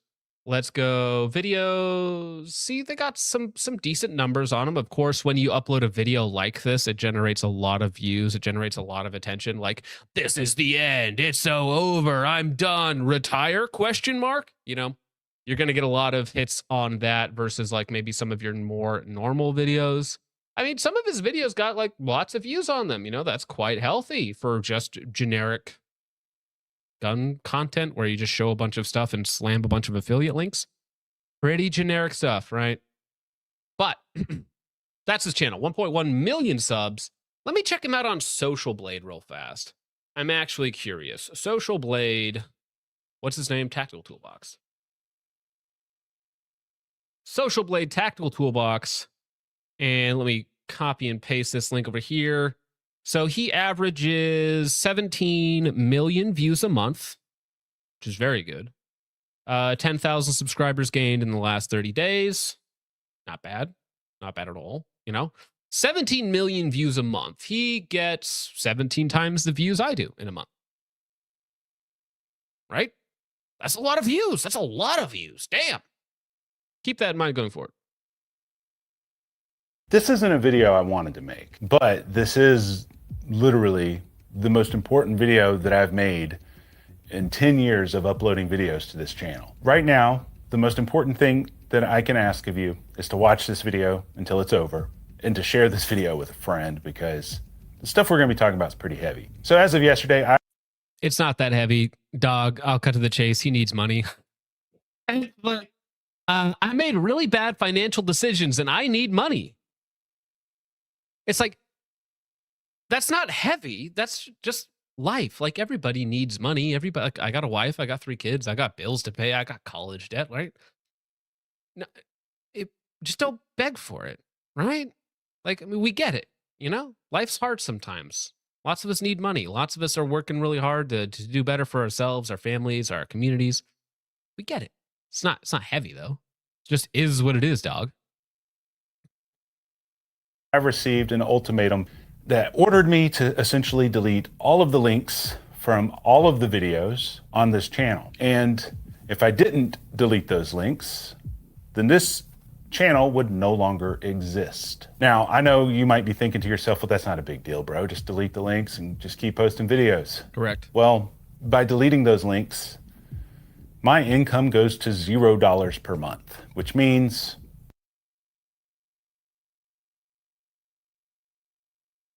17 million views a month, according to Social Blade. His back end might show a different number. Complaining about affiliate links. Now, he's going to get into it, but essentially his entire monetization stance, I guess, is to simply spam affiliate links. So if you click a link to his website, all it's going to be is links to XYZ product for all of his videos, because all of his videos have like 10 different products in them with an affiliate link attached. You know, all you have to do is buy, and Tactical Toolbox will stay afloat, right? So I don't know if he just doesn't have ad revenue. I don't know why you wouldn't just have ad revenue. That seems like a relatively simple, kosher way to make money without even having to shill any product to your audience at all. They can press the skip ad like everybody else, or use the Brave browser, or use an ad blocker, and then they have a perfect viewing experience without being filtered by your affiliate links everywhere. There's so many different ways to monetize an audience, and I don't even mean that in like a cynical, well, you got to do this and this to squeeze every last penny out of your audience. If you're just a decent person and you help people out, people will want to support you. They will help you out. That is just the way it goes, because good people, when you do a service for them, right, they feel indebted to you in some way, and they will make it up to you, right? So all you have to do is be a good person and have a good audience, and you'll be fine, right? There's no need to be a literal salesman. Tactical Toolbox is a literal salesman. Bro, just delete the links and just keep posting videos. Well, by deleting those links, my income goes to $0 per month, which means I'm not going to be able to feed my wife and 3 kids. And that's a big deal to me. I don't know if it is to you, but it goes a lot deeper than just that. But that's the thing, though. That's everybody. I have a wife and, ironically, 3 kids as well, right? That's just everybody. Everybody has bills to pay and whatnot. You have to justify your own existence, right? He has 1.1 million subscribers, and he can't figure out how to turn ads on, or to have a Patreon, or a Subscribe Star, or literally anything else, you know? Maybe sell a product of some sort, you know, yourself, not an affiliate link. Or there's even ways to do the affiliate links. You know who does? You know who does the best affiliate links in the market? Which I don't do affiliate links. I canceled all my affiliate links because I feel like I personally do not feel comfortable selling any product off of an affiliate link, because I feel like that will necessarily impact my honesty during review, or at least the perceived honesty of the review, right? So I just de-entangle myself from that completely. However, Mr. Guns and Gear has an email list. You know what he says? Hey, sign up for my email list. Sign up for my email list. And if you sign up for his email list, which is totally kosher according to YouTube, then yeah, you get access to his email list where he emails the best deals of the day. He does a little bit of work. He has a huge email list, and he makes ad revenue, or AdSense revenue, or affiliate revenue from that, you know? You can't link to your website that sells stuff, though. That's a no-no. So that's pretty obvious, right? I can't link to my website because it sells regulated items in some cases, right? That's just pretty obvious. That's just how life works, you know? It's one of YouTube's rules. You don't have to like it, just is what it is. You see, in 2016, when I created this channel, I had 2 main goals for this channel. Number 1, I wanted to be able to speak my mind about the product reviews that we do. I didn't want You still can. You have 1 million subscribers. You can speak your mind as much as you want. Just what he's saying is essentially, if I delete my affiliate links, I won't be able to speak my mind because I won't generate revenue from my affiliate links. Do you need to be paid money from the products you're reviewing to speak honestly about them? See, I feel like it's completely backwards. Completely backwards. On any company or manufacturer being able to leverage money to try to control what I say. I wanted to be free from that. And so I've taken on very little sponsorships over the years. In fact, out of the 400, 500 videos that we've posted, only about a dozen or so have had any type of sponsorship with them. And then my second goal was to be free from AdSense revenue. Meaning if I had AdSense revenue, cool, but that wouldn't be what I relied on to eat and keep the channel going. And so the way that I was able to keep this channel going was with things called affiliate links. Literally getting paid from the manufacturer for pushing affiliate links.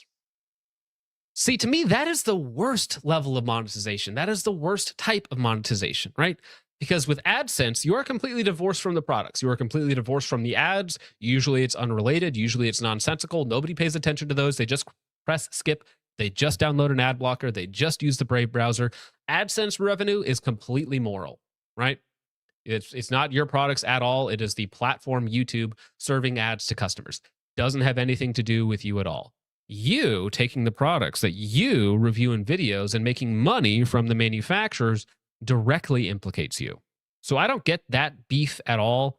I hate integrated ads and videos. I don't run any of them. I Again, if you just can't get to the point in a video or review or something, like, I'm out, dog. But knowing that you only make money from affiliate links, problematic for me as a reviewer, one. Number two, if he has any AdSense revenue at all, again, 17 million views a month is a big number, right? Even if you take like tiny CPM, like $1 per 1,000 views, right? We're talking like not quite at $200,000 a year. But we're talking big money. We're talking big money. Basically, the way it worked was whenever I uploaded a video, I created a supplemental blog post that also reviewed the item.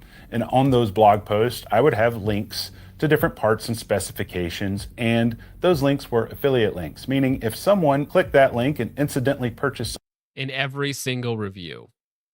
Now, great monetization strategy. You can make a lot of money. You can buy really nice cars. You can buy really nice trucks. You can buy really nice houses. You can acquire $500,000 in debt from the IRS.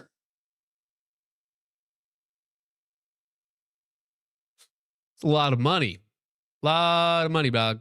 something, we would get a small percentage of the sale. And this business model worked very well for this channel for nearly 10 years. It allowed us to have true freedom and independence from any type of corporate control.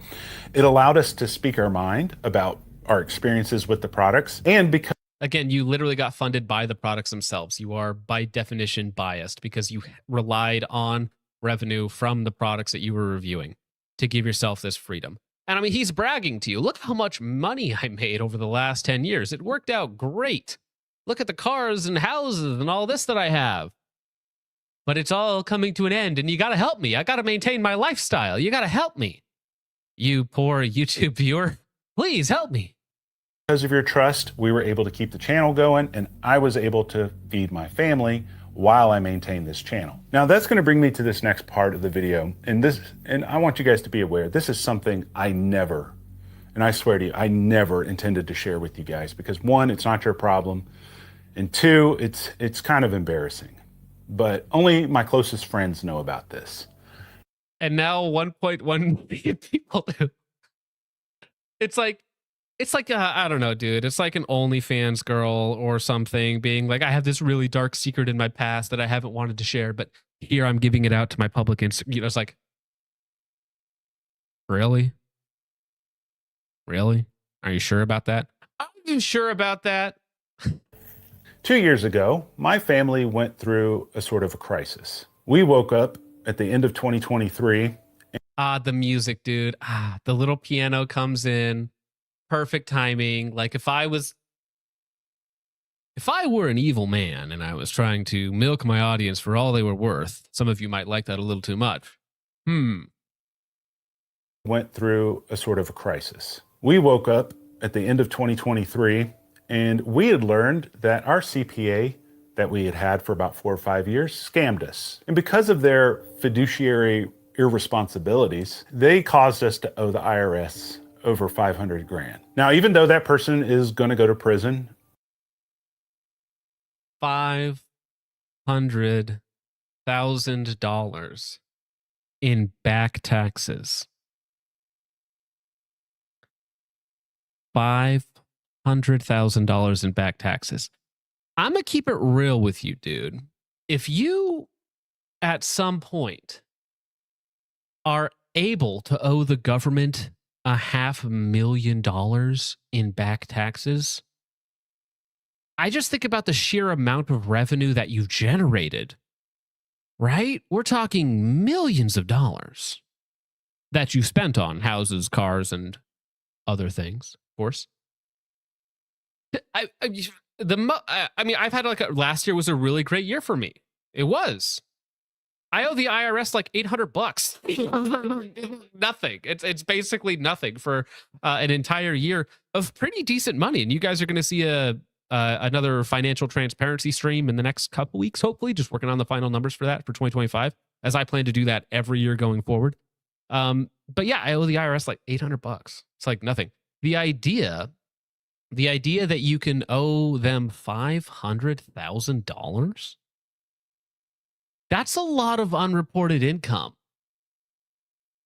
That's a lot. That's a lot. We're talking millions of dollars. At least 1.5 mil. At least $1.5 million of income to 500K. And again, that puts him like upper class. So keep in mind, this is like an upper class homie begging his YouTube audience for money. If you're making at least $300,000 a year, and you're fleecing your audience,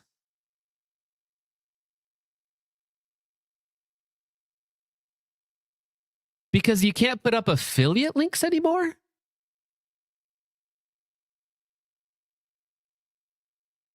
Really? In this economy, when everybody's having a hard time finding a job, wages are down compared to expenses? Really? Huh. That debt falls on me. Once we figured this out, we had to hire attorneys and a new CPA firm to fix everything. And if I mean, yeah, that's expensive. I get it. I've hired attorneys. I do my own taxes. Based.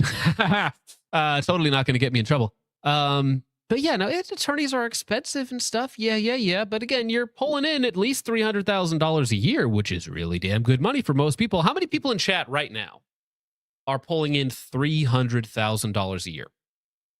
A 1 in chat if you pull in $300,000 or more a year. Maybe a couple of you. And if you are making more than $300,000 a year, why are you watching this show? Like, surely you're successful, in multiple ways. How did you end up here? That's my question. -1. I wish. No. 271K. Yeah. Getting there. You're almost there. The true numbers have almost been there. 0.3. That's close. Yeah. No. Moon Man. Maybe Moon Man. Although even Moon Man probably doesn't make that much money, dude. Moon Man's out here freaking out about the cost of MG43 Max. You think he would care if he was pulling in $300K a year, dude? told you how much that cost to hire those people to fix everything, your jaw would drop to the floor. It literally cost us every penny that we'd ever saved our entire life. But I still had a $500,000 debt that I Well, I like how he pulls in it costs 7x more than the national average salary to fix. He doesn't say his salary. He doesn't say his income, but he says the national average. Think how much bigger my tax debt is. Look how silly that is. Think, guys, have sympathy for me. Think how much bigger my tax debt is than all of you poor fags in the chat. Think about how much bigger my tax debt is than what you guys make in a year. Feel bad for me. Self-awareness has left the chat. World's smallest violin. It's like, that sucks, man. I don't really care though, right? Like, I don't really care, you know? that we'd ever saved our entire life. But I still had a $500,000 debt that I needed to pay with zero savings left over. And I'm going to be really honest with you. This one event kind of broke me. I know you guys have sensed it over the past couple of years, and I've seen it in the comments. It's really difficult for me to sit in front of a camera and to be perky and upbeat and to talk to you guys. So he's been faking it for 2 years. See, there's so many different levels at this when you read between the lines of what's actually happening here that makes it way more problematic. It's like, think about, guys, for the last 2 years, I've been broken, shilling as many products as possible to claw my way out of this $500,000 debt. Like, listen, guys, I've been lying for 2 years. Oh, wait, that doesn't make me sound good, does it? I should rephrase that. I shouldn't say that. And now they're going to take away my shilling on YouTube. That also doesn't make me sound very good, does it? Damn it. I got to say a different way. Guys about freedom. Arrow, you want in? You want to explain how a $500,000 tax debt gets accrued, sir? All right, let me see here.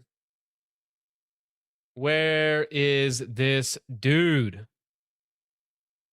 All right, I'll send you the link right now. We gotta We got a totally certified CPA to come in here and give us the raw on TT. Sent you a link. Get it, Arrow. Yeah, Zorp says, I could make 1.5 mil last the rest of my life. Most people could. Most people could. Yeah, let them go goblin. I don't plan to live long. Also, dude, I could make $2 last the rest of my life. You know what I'm saying? I got 6 hours left, bro. When I myself feel like a prisoner of debt that I didn't create. Going through this.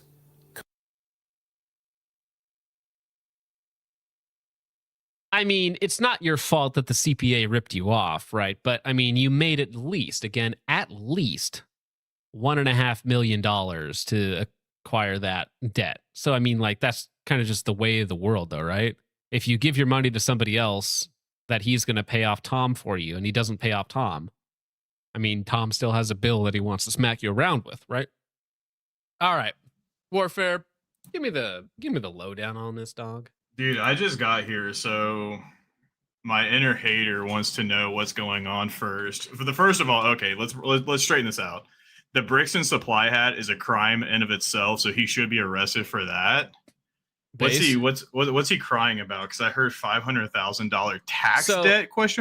Yeah, so he owes the IRS $500,000. Dude, because they're gonna slime him. He's dead. They're gonna slime his ass, bro. Like, I don't know what to tell you. You owe $500K to the IRS, dude. The IRS is actually kind of terrifying. Oh, by the way, I am not a CPA. Do not hit me up, bro, please, because no, I'm not a CPA. You may have applied to many finance departments, but you're not a CPA. Funny enough, I'm doing homework right now at the same time. Fucking based. Anyways, what was I gonna say? Yeah, so he gave money to a CPA to handle his taxes, right, for 5 years. CPA embezzled all of that money, did not pay off his tax debt. Classic. The IRS goes after him. That guy's in jail, in prison.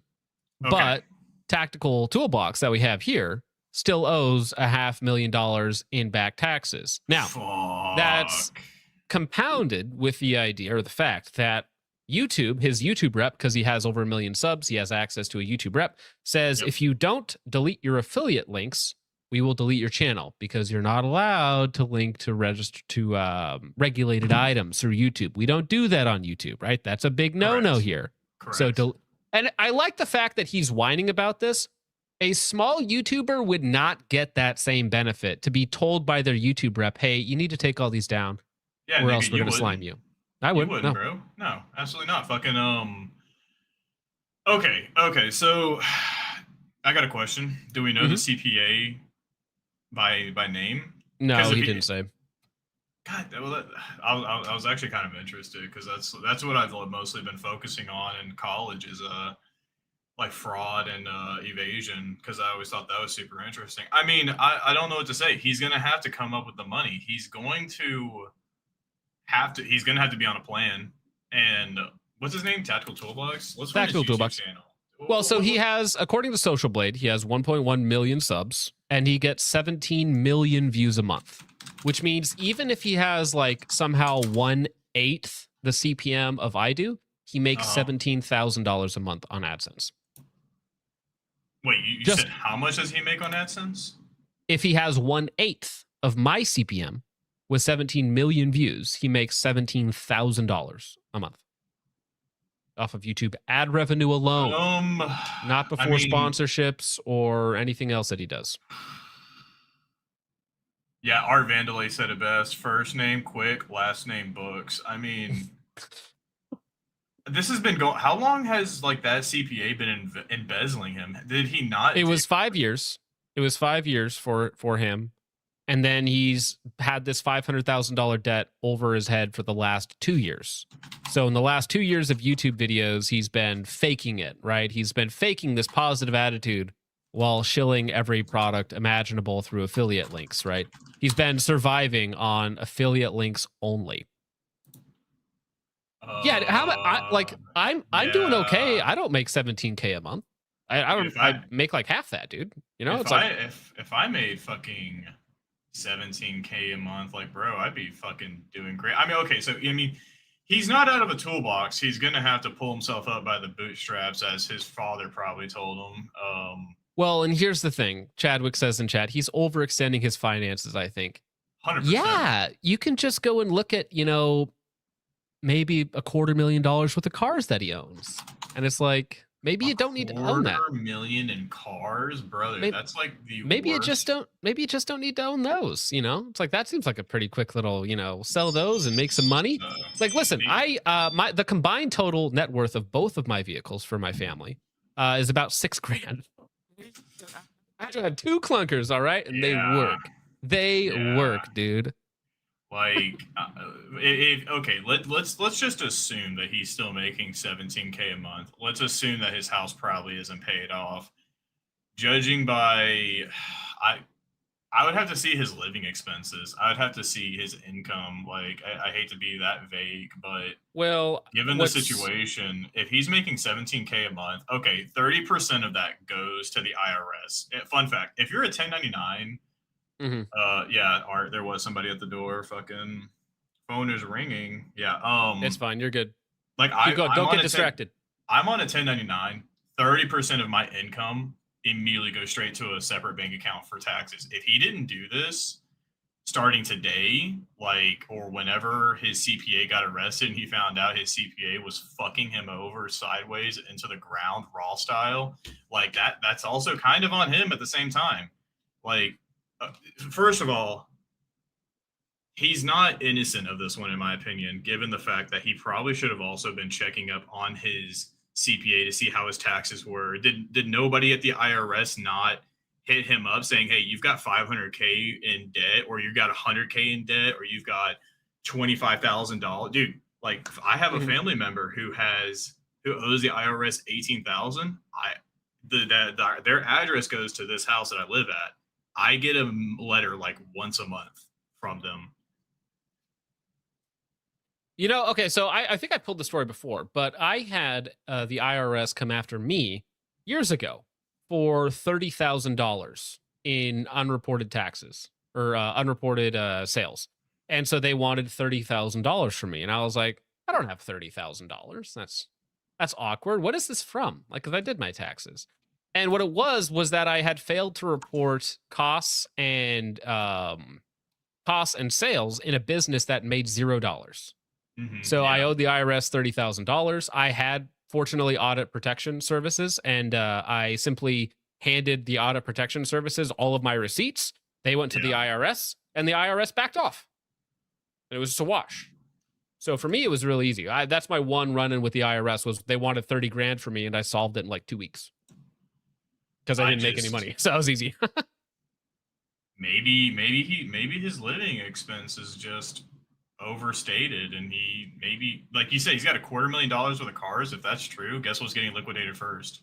Well, he's got a couple nice ones. He'll get into it, and then, but we haven't even gotten to the best part of this video yet. That's the thing, right? Because I told you this video is mostly an ad. Okay, it's gonna be, by the way, buy my product so I can support my family. And bro. And there's so many better ways to do it. Like, again, Mr. Guns and Gear has just an email list that you can sign up for, have your separate website, always link to Rumble, because Rumble you can have direct links on, There's ways to do it, okay? There's ways to do it and get around YouTube TOS, have a big channel, make a profit. Again, it's like he has 1 million subs. Highlight red right hand real quick right there. That's 100% true too. It was his accountant not dude, I don't know what's up with my mic. It's Stop getting distracted, Arrow. You gotta stop reading chat. It's too fun. You're talking, it's too dude. fun. There's controls that he should have either implemented himself or his accounting firm should have done. Obviously, his accounting firm, they just did a shit job, and the CPA did not do a great job either. But he's not innocent of this whole entire thing. I got to see more of Yeah. Well, just listen to the video, listen to the soft, sad music.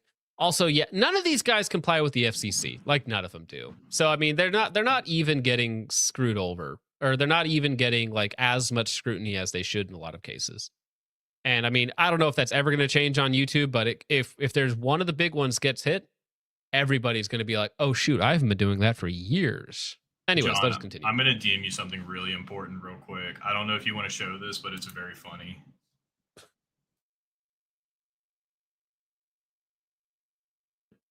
All right. Sorry, I was just scrolling through general and people were being very funny. People are simping so hard, they're screenshotting Boondock, just responding to them. Dude, Yeah, I see you, Chudvane. Did you already talk about Boondock? I just got. Yeah, we already got the Boondock. Plus 10 points to Boondock Baddie Station for jumping on the 110 Sass actual hate. Fucking, I'm so glad. True. All right, here we go. Completely destroyed my motivation. It destroyed my creativity. And I just found myself every day, like I would come in my office. Not to be rude, but what creativity? Like, I'm gonna keep it real with you, dog. Let's take another look at your channel here. It's all the same, you know. It's a generic gun review. I shoot a couple things, and I have a yellow arrow somewhere in the thumbnail, and I shoot it a little bit, and I shill the affiliate links. Funny enough, this is his most creative video. Well, it's the best thumbnail. And I love the duct tape on the thing as if he's like somehow being held back from speaking when it's like creativity. It's like, whatever. Whatever, dude. All right, sure. I'll take your word for it, bro.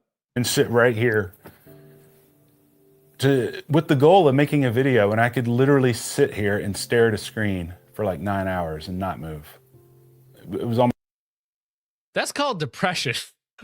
That's a psychological issue, dude. If you are out of body experience staring at a screen for 8-9 hours at a time, dude, maybe that's true. Okay, I'll give it to you. I'll give you the benefit of the doubt that you had some dark days in there, you know, owing $500K to the IRS, not knowing how you're going to make ends meet. I know, father, husband, I get it. Okay, can be rough sometimes, but that you know, that's just depression, dog, and that happens. Okay, was catatonic.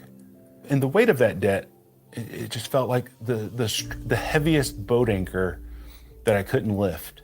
And the hardest part about it all is not letting your children know about it. You know, it's really difficult to try to be happy and smiling and positive in front of them when everything in your life is falling apart. And so over these past 2 years, every video that I've filmed and produced and uploaded. Yeah, you know what, bud? If I was ever like, damn, I don't know if I'm going to be able to feed my wife and kids next week or next month, I'd get another job, you know? Because guess what? At the end of the day, it's my responsibility whether I feel like it or not, you know? That's just... It's like, and also, not to be rude, Mr. Tactical Toolbox, sir. I think his name is John. But you have a lot of inventory of expensive products that you could liquidate to satisfy debts and to feed your wife and kids. Now, unless you're elevating your material things above your wife and kids, which would be the more problematic aspect, right? But you do have things that you could liquidate to alleviate your debt. Has been a fight just to keep me and my family afloat. And when I say afloat, I mean barely afloat. So when I received this ultimatum to scrub all of my links from this channel, it kind of felt like the final blow. Removing those links, I wish I was exaggerating, takes my income to $0 per month. And if I can't make my payment to the IRS this month, they literally seize everything I own. They might leave us with one vehicle. And it just feels like everything that I've worked for over these past 10 years has just been crumbling and spiraling out of control, and there's like almost nothing I can do about it. And I don't know if any of you have ever been through anything similar, but it's soul crushing. So where do we go from here? Like, how do we keep producing videos? How are we going to make money? I mean, Wait a minute. Here's the thing: if you can't make money on YouTube, make money on YouTube, you should give up YouTube. You know, unless, I mean, he's got video skills. is there no one in the industry that wouldn't help him out and give him a job doing something marketing wise, and you could be paid directly just to make videos? Like, listen, I'm not very good at anything. Okay, like I'm really not that good. I'm an okay shooter. I'm okay at a couple things. I'm just okay though, you know. And I get people offering me all sorts of wacky things. And he's got 1 million subs. His videos look fine. The quality is there. So there's like, he keeps acting like he has no options, like nothing. You have 1.1 million subs. You could release a crappy patch stolen from Reddit and sell 1 million of them and be honky-dory. Kind of like Trench Grenade. You can just steal a patch design, sell it as your own, and make a bunch of money and not have to make this video. Dude, Richard just DM'd me his Patreon, bro. Like, it's not good, man. I think it's like 34 paid members, and the range is between $100 a month to $170 a month. Oh. He's effectively costing Patreon more than he makes. He's a liability, not an asset for them. I mean, oh no. Well, that's the thing. Like, if you sell like 10,000 $5 patches or $10 patches, right? You just made $100,000 for almost no work. You know, sell it for $20 and be like, listen, we're raising funds. Okay, this is a fundraiser for my company for this and this, and here we go. $20 patch. You know what he could do to raise money? That's actually not a terrible idea. Take one of his luxury vehicles and do like a t-shirt giveaway or a t-shirt sale and have it tied to the like a vehicle as a giveaway, just because like you need to raise funds. I don't know if that's, I don't know the law around like giveaways and all this type of stuff. I know there's a lot of control methods in terms of like whoever's in charge. I don't think it's the IRS that's in charge of like legal giveaways and all that kind of stuff, but that's one way to do it. Or like give away a gun. Give away a Trench is $22 a month. No, the patch. To get into his Discord is $22. You know what? Huh. Get that bag. If retards are gonna fall for it, retards are gonna fall for it, bro. Get the bag. I can't even be mad at that, man. Sell teeth picks. Sell teeth picks. Oh, bro. Yo, that bottom row's funky, bro. I have bad teeth. Okay, I'm not going to judge here, but that is a funny comment. You can't say anything, but I can. I do not recommend doing crime, RCX. Please, I do not recommend doing crime. It never ends poorly, or it never ends producing well. videos. How are we going to make money? I mean, that's ultimately like I have to be able to give this channel 100% of my time. It's literally impossible to have a full-time job and have a channel that breaks through the algorithm. How are we going to do this? I do have a plan, but I want you to know something. This plan that I have was something that I've had in the works since before I got this notice to scrub all my links. This next part was supposed to be upbeat and fun, and I'm going to try my best to make it that way. Guys, it's going to be so I actually boring. have 2 things that I'm working on to help save the channel, so let's get into the first one. About a month or so ago, I started designing a Notion dashboard. Now, just in case you're not familiar with what Notion is, it's an all-in-one cloud-based platform that helps you organize, take notes, and do all kinds of cool stuff. It works on all devices, whether you got Android or Apple or... Anyways, guys, this, I don't even know if I can watch this, guys. He's going to show you for the next 10 minutes a asset management program to manage your firearm assets. Yeah, that's right. It's a spreadsheet that manages your assets with firearms. You can inventory your guns, your ammo, your optics, your accessories, and you can pay him $20 for what Google Sheets will do for free. This has got to be like is this an irony post? Is this like a... Is this an early April? Isn't for another like a few more months? One more month? Like, is this an early April? It's Fools? March. It's March. Don't worry, dude. I'm gonna 1.5x. GB Guns just said it best. Asset management from a dude who mismanaged assets. Who mismanaged $500,000? Dude, wild move, dude. Can I pay to skip this? Ah, my gosh. on your computer. It's actually been really handy. I've been using it for years. We got to get for through the gist of producing it. YouTube videos. So it's an app you download, and then the Notion dashboard works within that app. And this came to me because I was having a conversation with our insurance company because I was trying to increase the amount of coverage that we have on our home to protect the tactical assets, so to speak. Because he has so many. He has so many assets that he needs to get more coverage, right?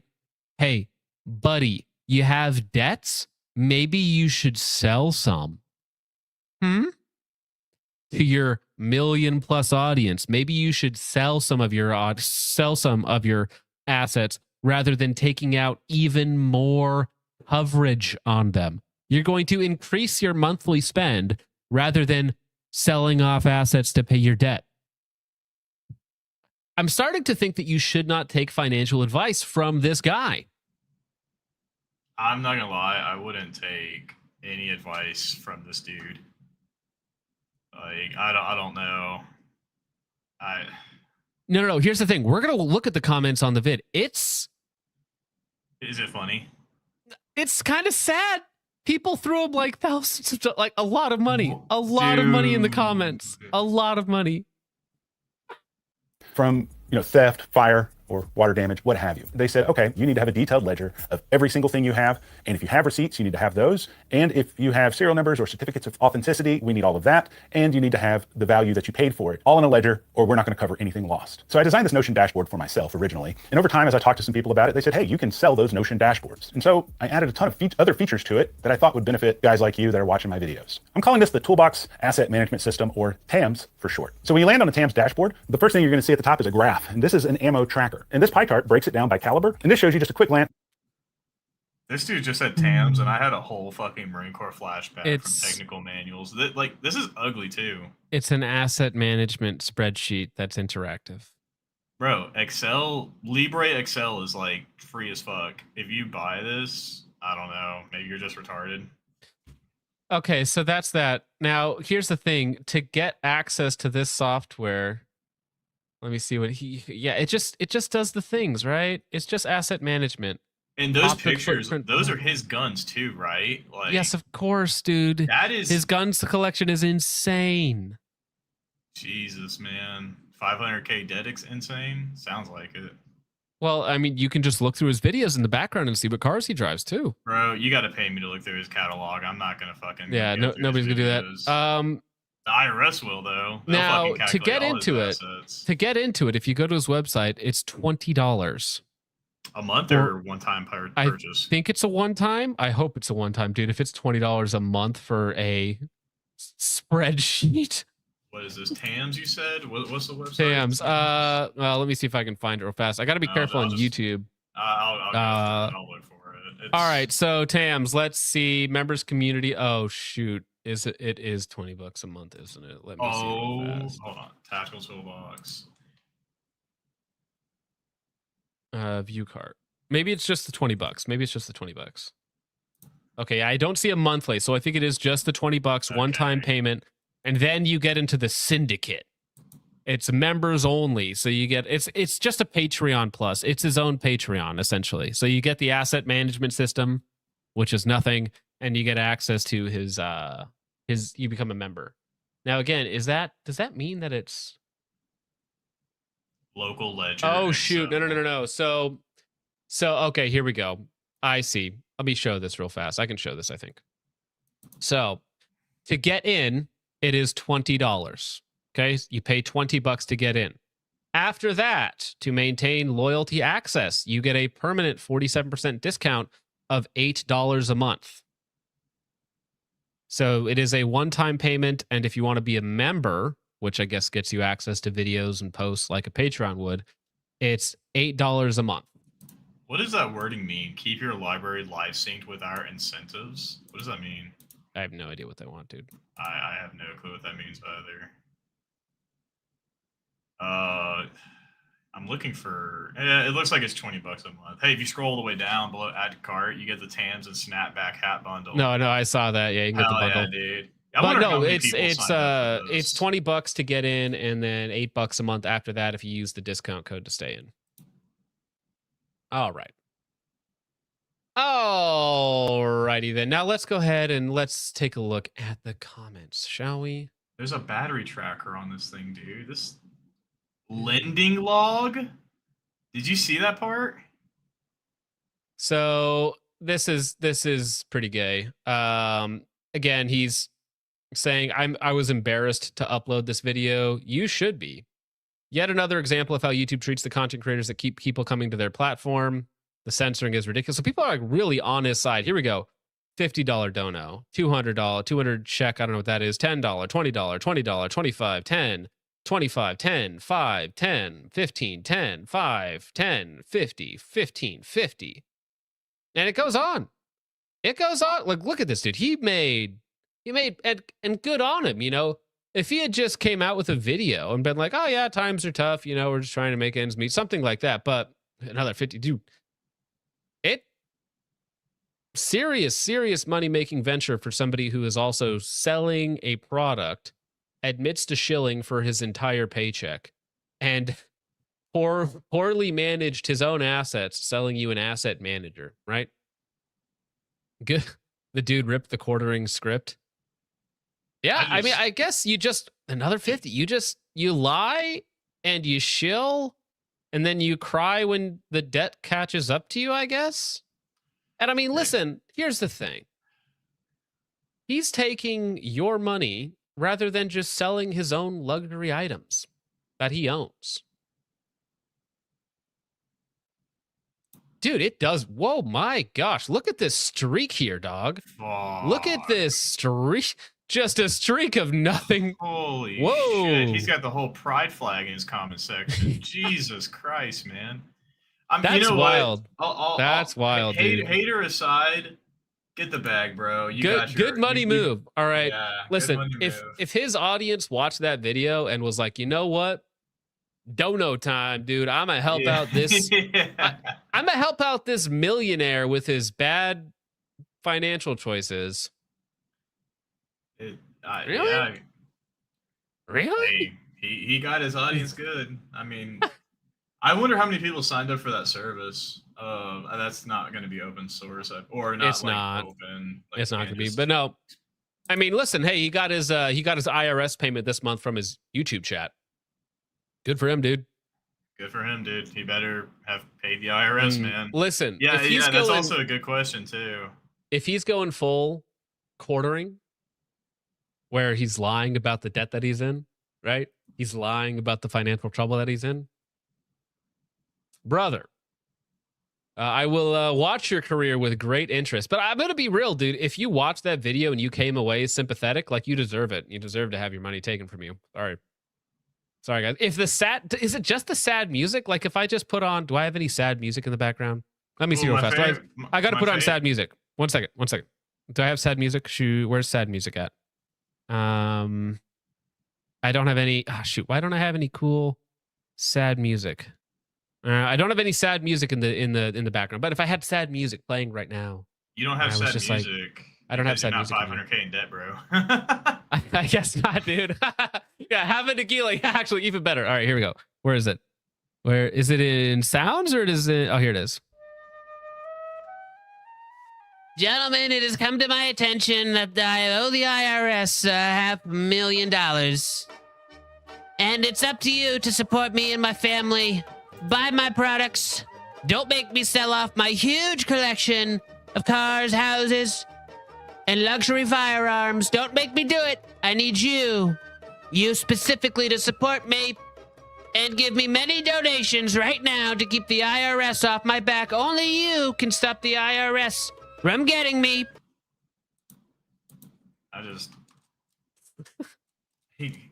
He got the bag, man. I don't know what to say. I don't hate him for getting the bag, just like I don't hate Trench for getting his gaggle fuck of people to buy a $22 PVC patch and Discord access. All right, I gotta know, guys. Schindler's List song, true. Let's go. Oh, thank you, GB Guns. It worked. It worked. The sad music worked. Let's go. No, but listen, guys. I'm gonna be real with you guys. We're gonna keep it going. We're so anti-donation here that we're gonna ignore them. okay, until we're done with Trench Grenade. Because, yes, I put him on the thumbnail. I got to talk about him. You need to find yourself a gay couple that looks at each other the way Trench looks at Garand Thumb. Look how happy they are together. Oh.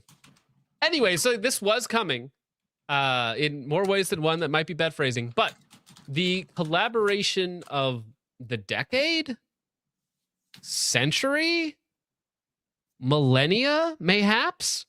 We have Garand Thumb and Trench Grenade. Yes, we have the anti-sig turned sig shill doing a P211 GTO versus Staccato XC on Garand Thumb's channel. That's coming soon enough, so we'll get to see Trench Grenade in all of his slow-mo epic music excellence. All right, I guess that's the term.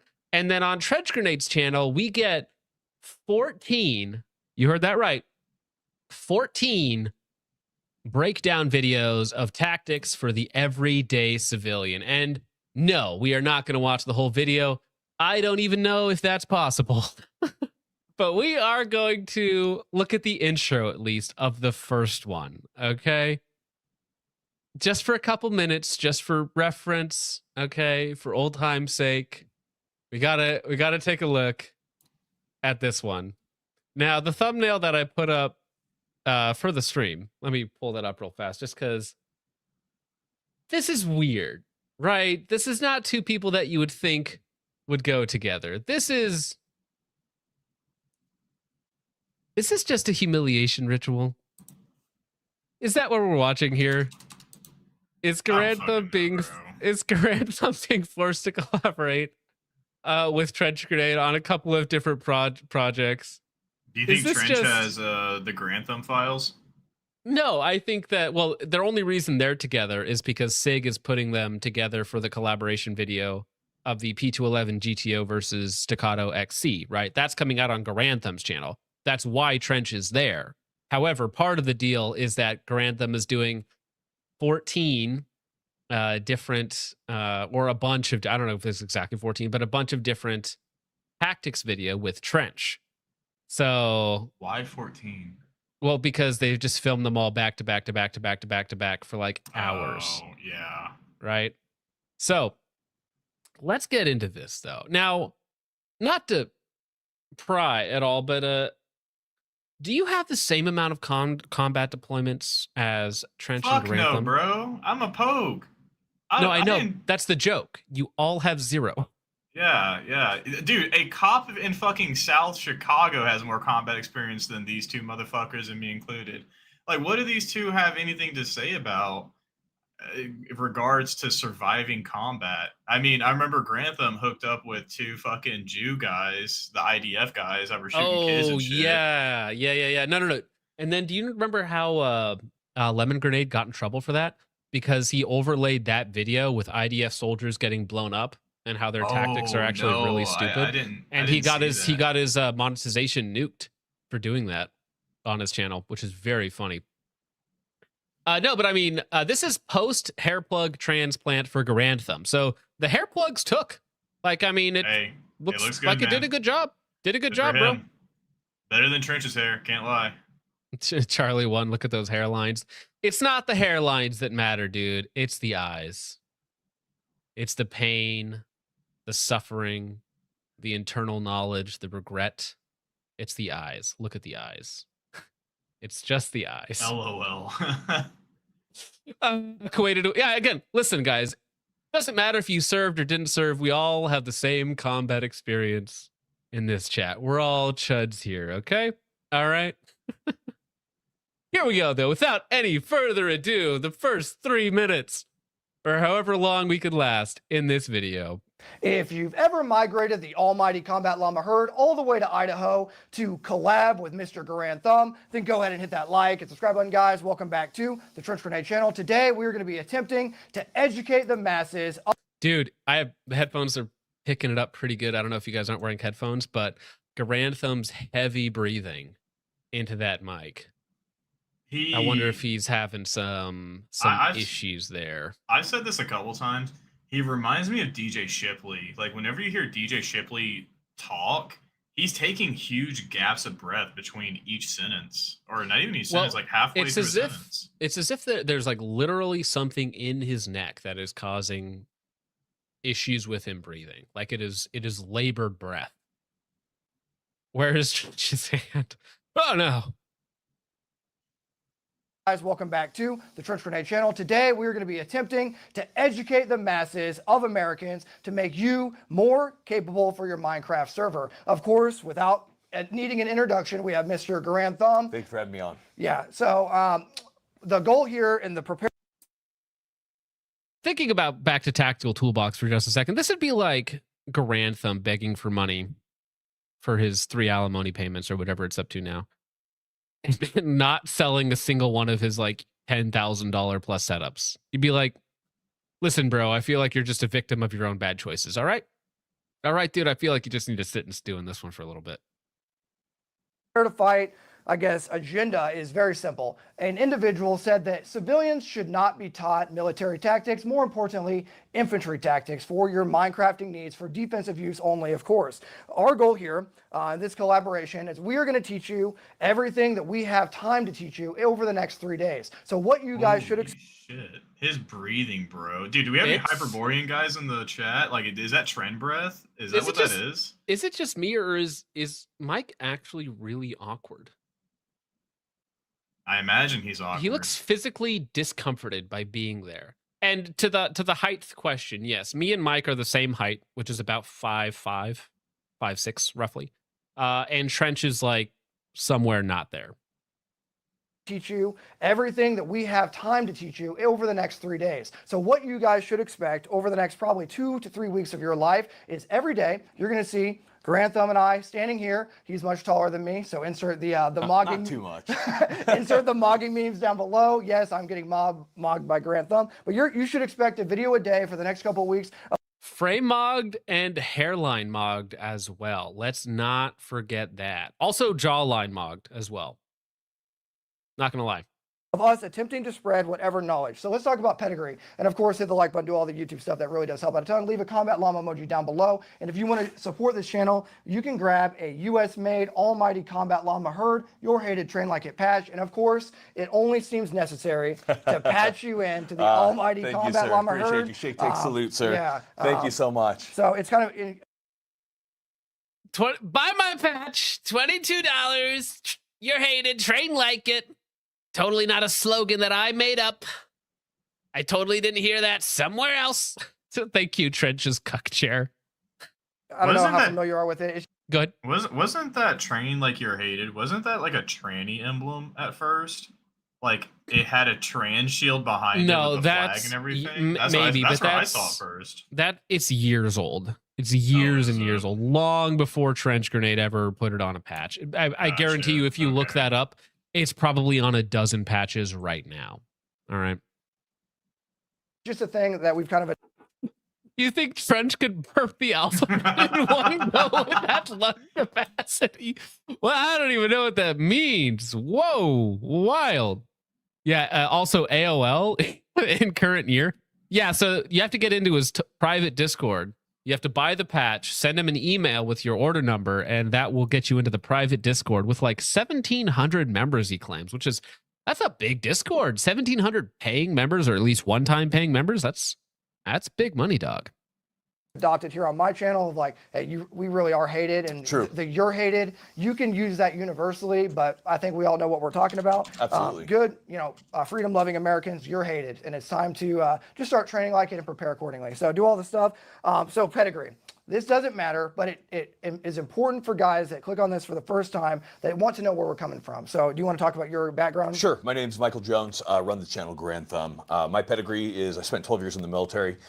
Spent the first half as a SEER specialist, specializes in survival, evasion, resistance, and escape. It's a very specialized career field. Does a lot of cool things in the Air Force. I'm sure. It's cool, right? Being a SEER attack P, cool. Excellent. All that. I'm not dogging on anybody's service. Cool. Awesome. You guys volunteered to do it. Good for you. Congratulations. We worked with them. Beyond that, afterwards, I transitioned. So I Mustanged over to officer, became a TAC P officer. Very based. / JTAC. otherwise known as like Special Warfare Officer within the Air Force. Awesome career. Had a parachute failure, broke my neck, and that will get you med retired. And that 100% got me med retired. But thanks to the VA and a couple other guys, I'm feeling mostly okay. Yeah, I'm getting mogged here. No, absolutely not, man. Because you have a very, very important base. A lot of people are like, it's literally what you. Trench looks so happy to get a little bit of glaze. A little bit of glaze from Grantham. It goes a long way. All right. Or so I've been told. All right. So I've been told. I don't know anything, but I've been told. This is like that underhanded comment that women make to each other. It's like, you're so brave for wearing those jeans. That's the vibe true. I'm getting from this. Wow, dude. Maybe I'm being petty, but like. No. You're on. You are on it, dude. You are on it, bro. You are, to me, is literally the Chad infantryman versus the Virgin. Oh, the meme? The Virgin soft It's like guy. the high cut. I'm like, unless I have like 8 F-16s, you know. And Close air support, 3 Bradley fighting vehicles. It all matters, but it's all different experience, which is why I think this is going to be very interesting. Because not only are we going to get it from the Army infantry experience, we're also going to get it from the more enabler experience. I was not infantry. I was never infantry. Call me a pug. That's very true, because I never. GB Gun says, maybe my 15 years active were different, but officers don't do jack. Anyone know anything to the contrary? Loss, what do you say to that? Officers worthless. I don't know. I've had really cool officers, and I've had, of course, like useless officers. As much as I like to dog, lieutenants are kind of like, second lieutenants at least, that's like the very first lieutenant. They're kind of just useless. They're just background characters. You start figuring it out when you're around a first or a captain. I mean, I don't know. What was Mike a officer in the Air Force? You mean Mike? Yeah. Mike Jones. Yeah. Well, he said he transitioned to an officer, right? Of course, he TAC P? transitioned. Well, TAC P is just a job. I don't know. Officers are a mixed bag. Who knows? He could have been cool. He could have been a total dick. I wasn't there, unfortunately, because I've had both. I've had both officers that were total assholes, and I've had officers that were like, dude, just get it done. I don't care how you do it. And those are the best kinds. You're a force multiplier at asset. 100%. And those attachments, like what you're gonna talk about here today, those attachments are what caused the modern army to fail or win a large scale combat operation fight. If you don't have those enablers, you're cooked. 100%, man. So- Everything is about distribution of skills. You can't have every guy be a saw gunner because you're going to get smoked. Just like you can't have every guy be a JTAC because, well, then, you know, we need way too much crab and lobster. Right. So, you know, that doesn't work. Right. But please, I'd love to get into it. And just for my background, guys, Oh, yeah, you please. guys know, if you've been here 13 years, Man, he really does look small next to Grantham. GT's not that big of a dude, guys. Yeah. senior non-commissioned officer, active duty, infantry, drill sergeant, instructor. Charlie, you're probably not aware of this, all right, but there's been some horse infiltration on the Discord. So I don't think you want to be a horse multiplier in this community because that's going to imply that you have intercourse with the Umas that are running rampant on our Discord server right now. Okay? Dude. All right. Lyspor's super chat is so cursed. Okay, first off, this is the most porn brain thing I have read today. Bro, Could see you God. stop it? Stop it. Stop it, dude. What would make you put that image in your mind willingly to type that out? Stop it. Stop it. On the same basis. I found out you spent a lot of time in Alaska. That's Right, nice. 3 years in Alaska. Very nice. I was a weapons squad leader up there, so I'm sure we're going to talk about machine gun. No, see, that's the thing. I've met Garantham, and I'm 5'5", right? And he's like maybe an inch taller. So, sorry, I'm 5'4". So he's maybe pushing 5'6", dude. In theory, I guess. Spoiler alert for them. Can't wait. We have The machine guns Kona here. Fire, Beaten Zone. It's going to be a good time. But yeah, I'm just a dude Beaten that's Zone. done a lot of things, and we're just here to spread the information. Let's So, do it. episode 1, you're in it. We're going to talk about formations in order of movement. So I don't care, actually. That's it. That's all we made it.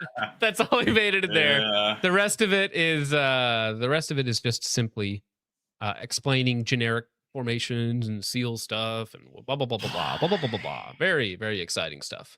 Very exciting if you're an infantryman, but of course we're not that. We're not that thing. We're something far worse than that. I wonder who's Arrow. eating up that type of content. I really do. Garantham simps, really. Just they want to watch tactics content. Because remember, Trench has done all of this content on his own channel before. Yeah.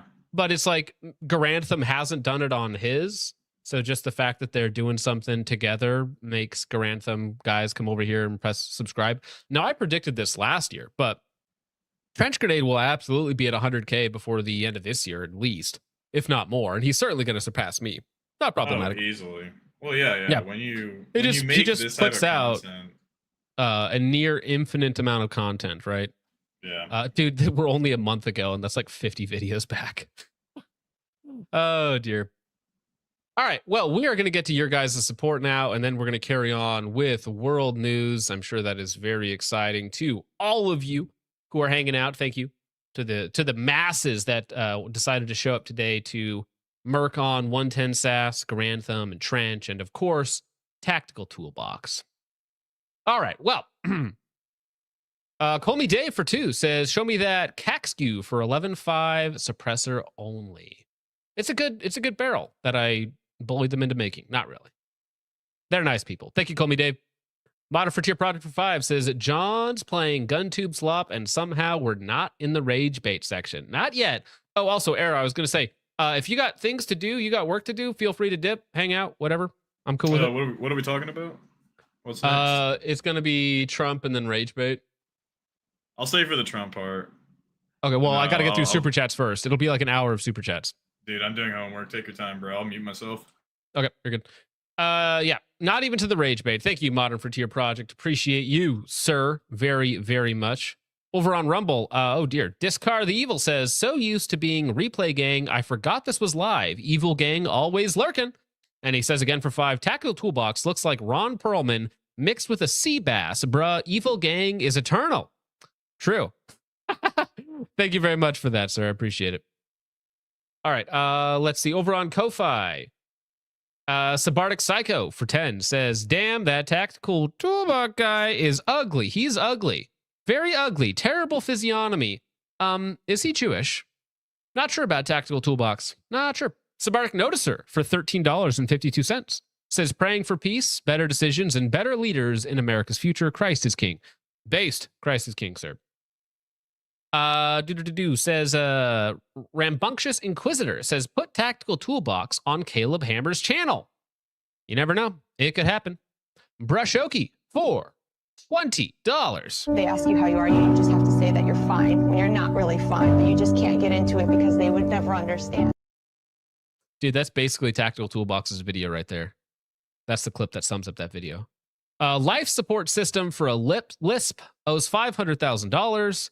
Suicide kills all the right people. That's dark, Brushoki. Not very nice. We hope that he rectifies his issue without completely ruining his audience. Danger Zone says, just so you know, I have been well used on this trip to Garantham Ranch. It's funny, it changed your profile back, but thank you for that, Danger Zone. I appreciate it. Very funny. Very funny. Everyday American Pretend says, I hate quote unquote builders, and that's this guy's whole thing. There's a weird niche of firearms where you get guys building with all these weirdly cut parts and funky colors that are cringe. True. Thank you, Everyday American. Ronnie for 2 says, why do I hate that chair in the corner? You should. You know what it symbolizes. Thank you, Ronnie. Modern Frontier Project for 5 says, 3 kids, you ain't got cable? Got nothing else to do?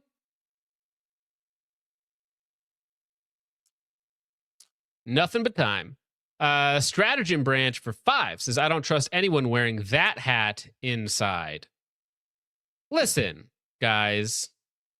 Is this not the most trustworthy face of all time? Surely. This face wouldn't lie to you, would it? Rambunctious Inquisitor on Ko-Fi says, we are 1% from 69% on Ko-Fi, LOL. It's true. 69% way to removing a random country in the Middle East. Deep Herder for 5 says, why is Yiddish Homer System begging me, Homer Simpson, begging me for dollars? Just ask your rich banker uncle, sell your guns, or sell your hat collection. Or vehicles or properties or whatever else it might be. Sam Toaster for 2 says, zippity zoppity, give me the boppity. Probably Focus Trip. I never said that. I never said that, Sam. Brandon Caputo for 2 says, if red anodized parts were a person. Moonman for 2 says his back taxes will pay for more super chats. That's true.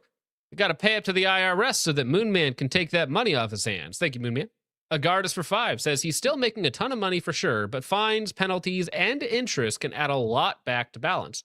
No, I agree. There's punitive measures that the IRS will absolutely put in place on you for not paying, $500,000 in taxes or whatever the real number is, right?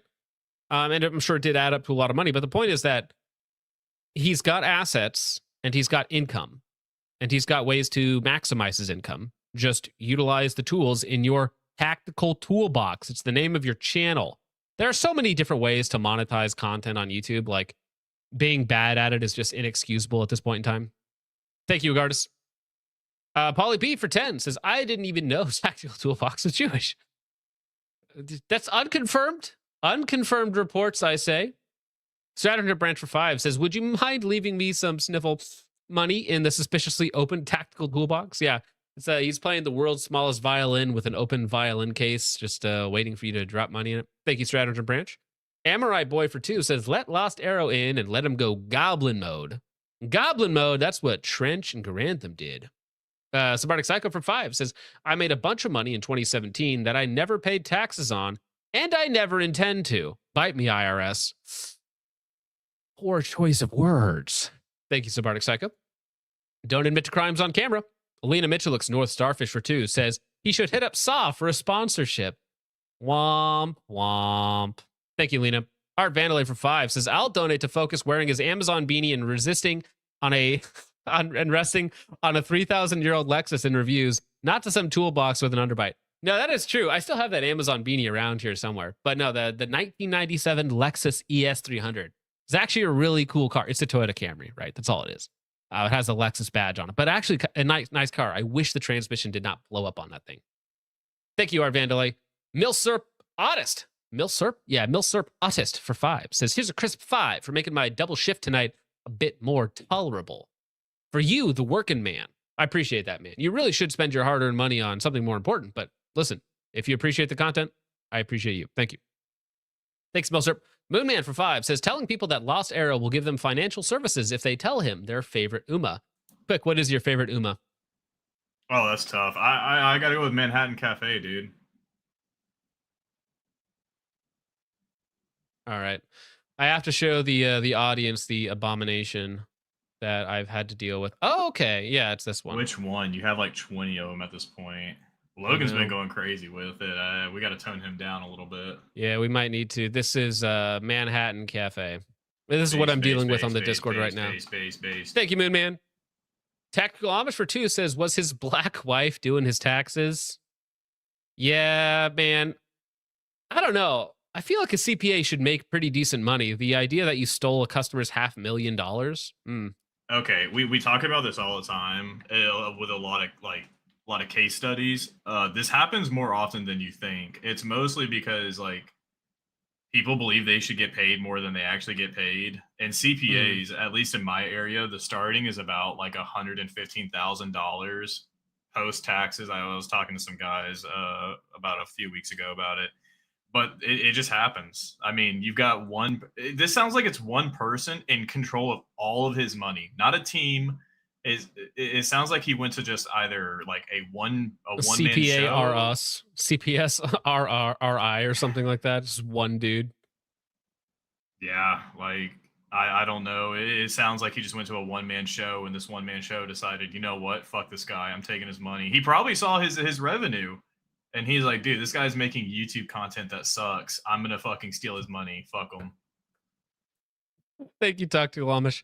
Focuser's wife for 2 says, what's Arrow's mic? A tin can? Sounds fine, dude. Sounds fine. Thank you, Anna. Appreciate that. Get back in the basement. Modern Frontier Project for 2 says, staring at a 500K rope. Fat Shud Indian LLC. No, not Desert Rat for 2 says, hi guys, can I get an invite to the new Discord? Fuck no. He got the shotgun so though. Mean. You're so mean. Oh, did he actually pick it up? Yeah. No, go back to Fat Chud Indian. That's it. He's never. I've never seen that picture before, and I got DMs saying, "Yo, he got the shotgun." That's wild, dude. All right. Omar for 5 says, do not let the Foyd in, referring to Boondock. Thank you. Oh my. Well, the Discord might dock with Boondock. How does that make you feel, huh? How does that sentence make you oh my? Branda Caputo for 2 says tactical tax evasion.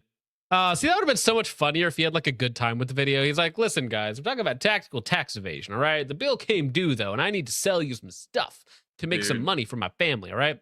We're trying to stay out of jail here. We got the survival series from Tactical Toolbox, Tactical Tax Evasion, and then you got the survival series from Grantham, Family Evasion, or whatever it's called. Yeah.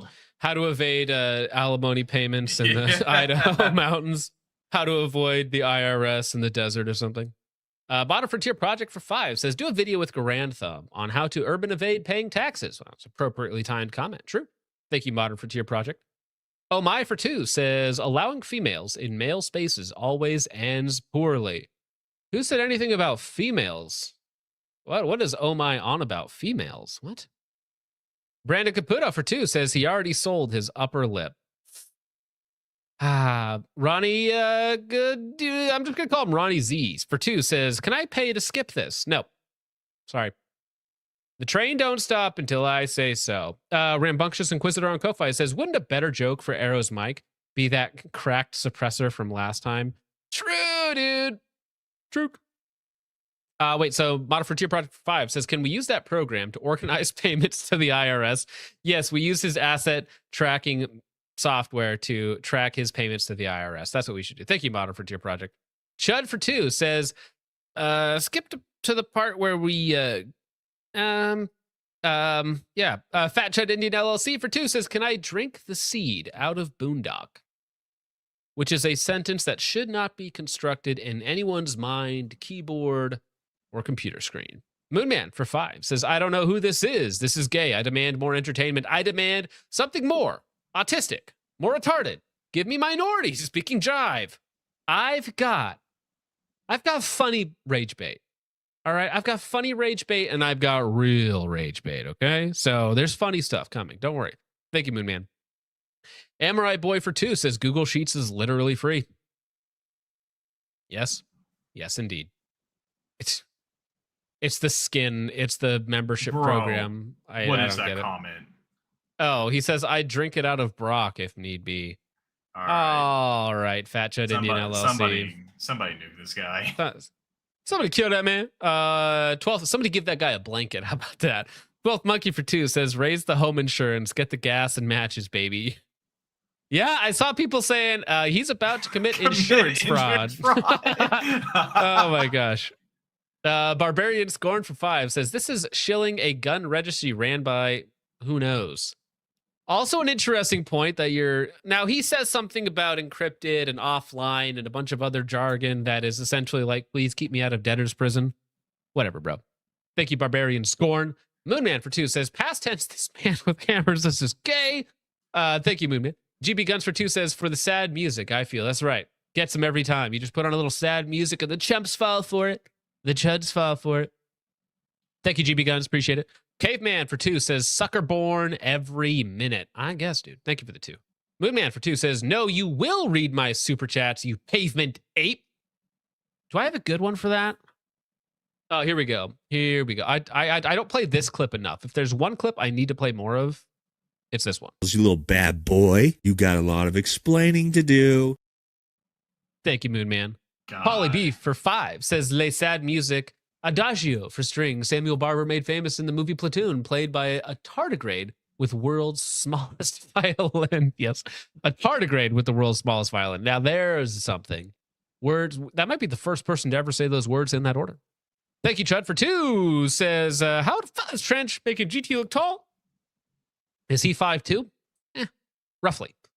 Thank you, Chud. Moonman for 2 says, no, stop this now. This is also gay. Stop this now. Listen, that's the thing. It's all gay and retarded until proven otherwise. Thank you, Moonman. Moonman for 5 says, I'm going to consume household cleaners if this doesn't stop right now. I think Moonman might be dead then. Agardus for 2 says, being in a room with Trench, is that uncomfortable? Ah, I see. A point taken. Thank you, Agardis. Lost Arrow for 5 says again, who is that handsome Lost Warfare guy? If only they're one of the same. All right, now who's this PFP? Because you keep changing your PFP like every 5 minutes. I can't keep track. Oh, that's a Forever Young new horse who actually is won I think it's like the first Japanese horse that won a dirt track here in America, and it was like a $20 million race. It was a big deal overseas. It was just fun to follow. I was like, you know what? I'll change it. You guys see what I have to deal with? Thank you, Lost Arrow. Bro, take the $5, bro. Take the $5 and shut up, man. Super chat. Yeah, dance, monkey. Chud for 2 says, Trench definitely let GT pipe down his wife, LMFAO. I don't want to go there. Todd and Dogs for 2 says, when will the Brovet worship end? Dude, kill all Brovets. When people realize that everyone is gay. Everyone that's on the internet is gay. Okay. Cody Fisher for $20. Here's one for Jake. You don't get to ask those questions. What's wrong with you, Mom? Why are you so scared? Says, I'm puking. Oy vey, BB. Thank you, Cody. I appreciate it. Focusers wife. Actually, you know what's funny? If Tactical Toolbox is Jewish, he could just fly to Israel. They can't extradite him. Is he even Jewish? Well, I'm saying if just theorizing. If he's not, here, they're gonna shoot him when he lands. Like that's just what's gonna happen. They're gonna think he's a spy and just put one in his dome. Like that's.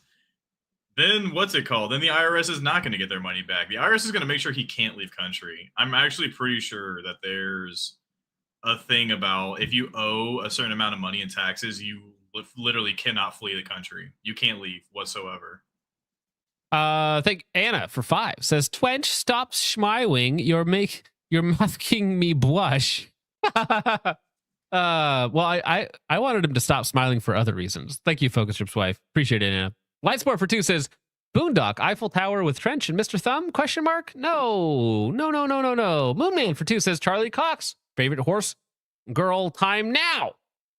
I'm gonna keep it real with you, dog. Nobody cool is here past the 2.5 hour mark. I am shocked that Boondocks hung out and chat for like 2.5 hours. That is wild. Like, she must have had nothing going on tonight to hang out and chat with you guys. With you degenerates. Think about what we're reading here. Okay, with you degenerates for 2.5 hours? She's in chat still? She was like a little while ago, but not for the last like 10 minutes, all right? I don't think Charlie's here, and I don't think he has a favorite horse girl. Thank you, Moonman. Ditch Handbomb for 2 says, what a power couple. Well, for every power top, there's a power bottom. Zanico for 5 says, my buddy goes to the same gym as GT. He parks his truck. He parks his truck in the handicap spot with handicap plates. He sent pic.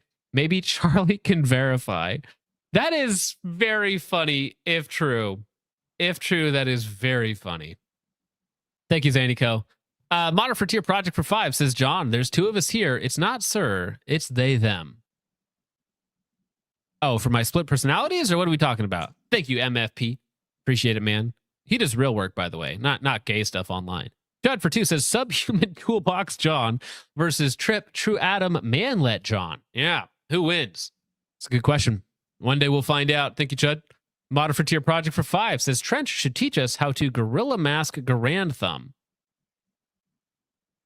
What's a gorilla mask?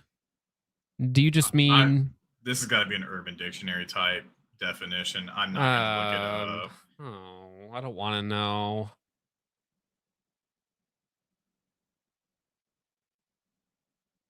I don't want to know what this means. But for $4.99, you will look it up.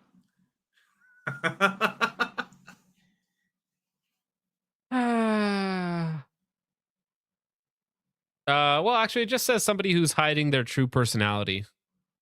Oh. Yeah, it's nothing too degenerate. Tactical Amish for Tool says he also got another channel called Torque Toolbox. Oh, for like car stuff? Oh, I'm gonna look So it he's up. got multiple hobbies that lose money. Thank you, Tactical Amish. Central Sands Defense for 2 says, Lost, WTF are you studying to become? The world's worst CPA. Accounting. Gotcha. Thank you, Central Sands Defense. Moonman for 5 says, play the girl clip, no girls allowed, Space Cling, No girls, or I will nuke the Discord myself. Whatever Oh My is talking about. I know the one you're referring to was Space King. Space King, yeah. Just look up No Girls Allowed Space King. You should probably just have that set up.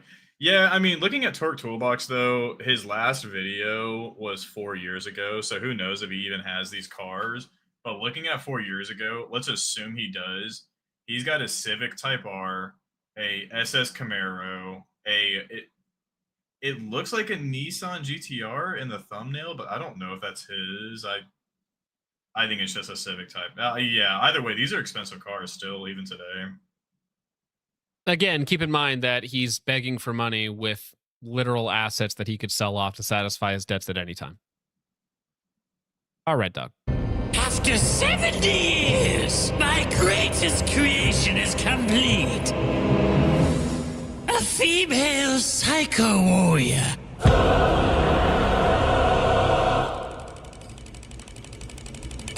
Wait, what are you doing?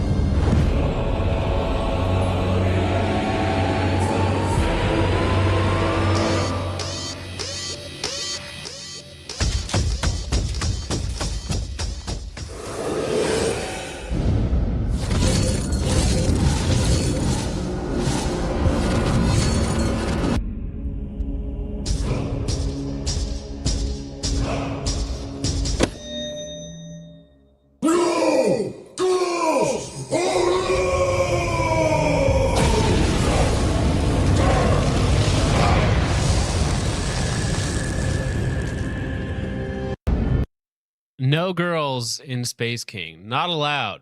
I've seen that clip before. It's good. Very good. Thank you, Moonman, for that diversion. Tactical Amish for 5 says, which would you rather watch, Candace, Harambe, OnlyFans, Jesus Christ, or Trench Thumb OnlyFans Club? I would rather take a 9mm to the temple at 1,150 feet per second. Thank you, Tactical Amish. Fat Chud Indian LLC for 2 says, I'll settle for cleaning out Hop's brown starfish. Dog, stop, bro, please. Crack Viking for 5 says, a J guy shilling a gun registry. What could go wrong? Many things. Apparently many things. All right, I think that's it. I think we're caught up now. Actually, no. Barbarian over on Ko-Fi says, say, real Umachad, say Matthew 5:16. Pull it up.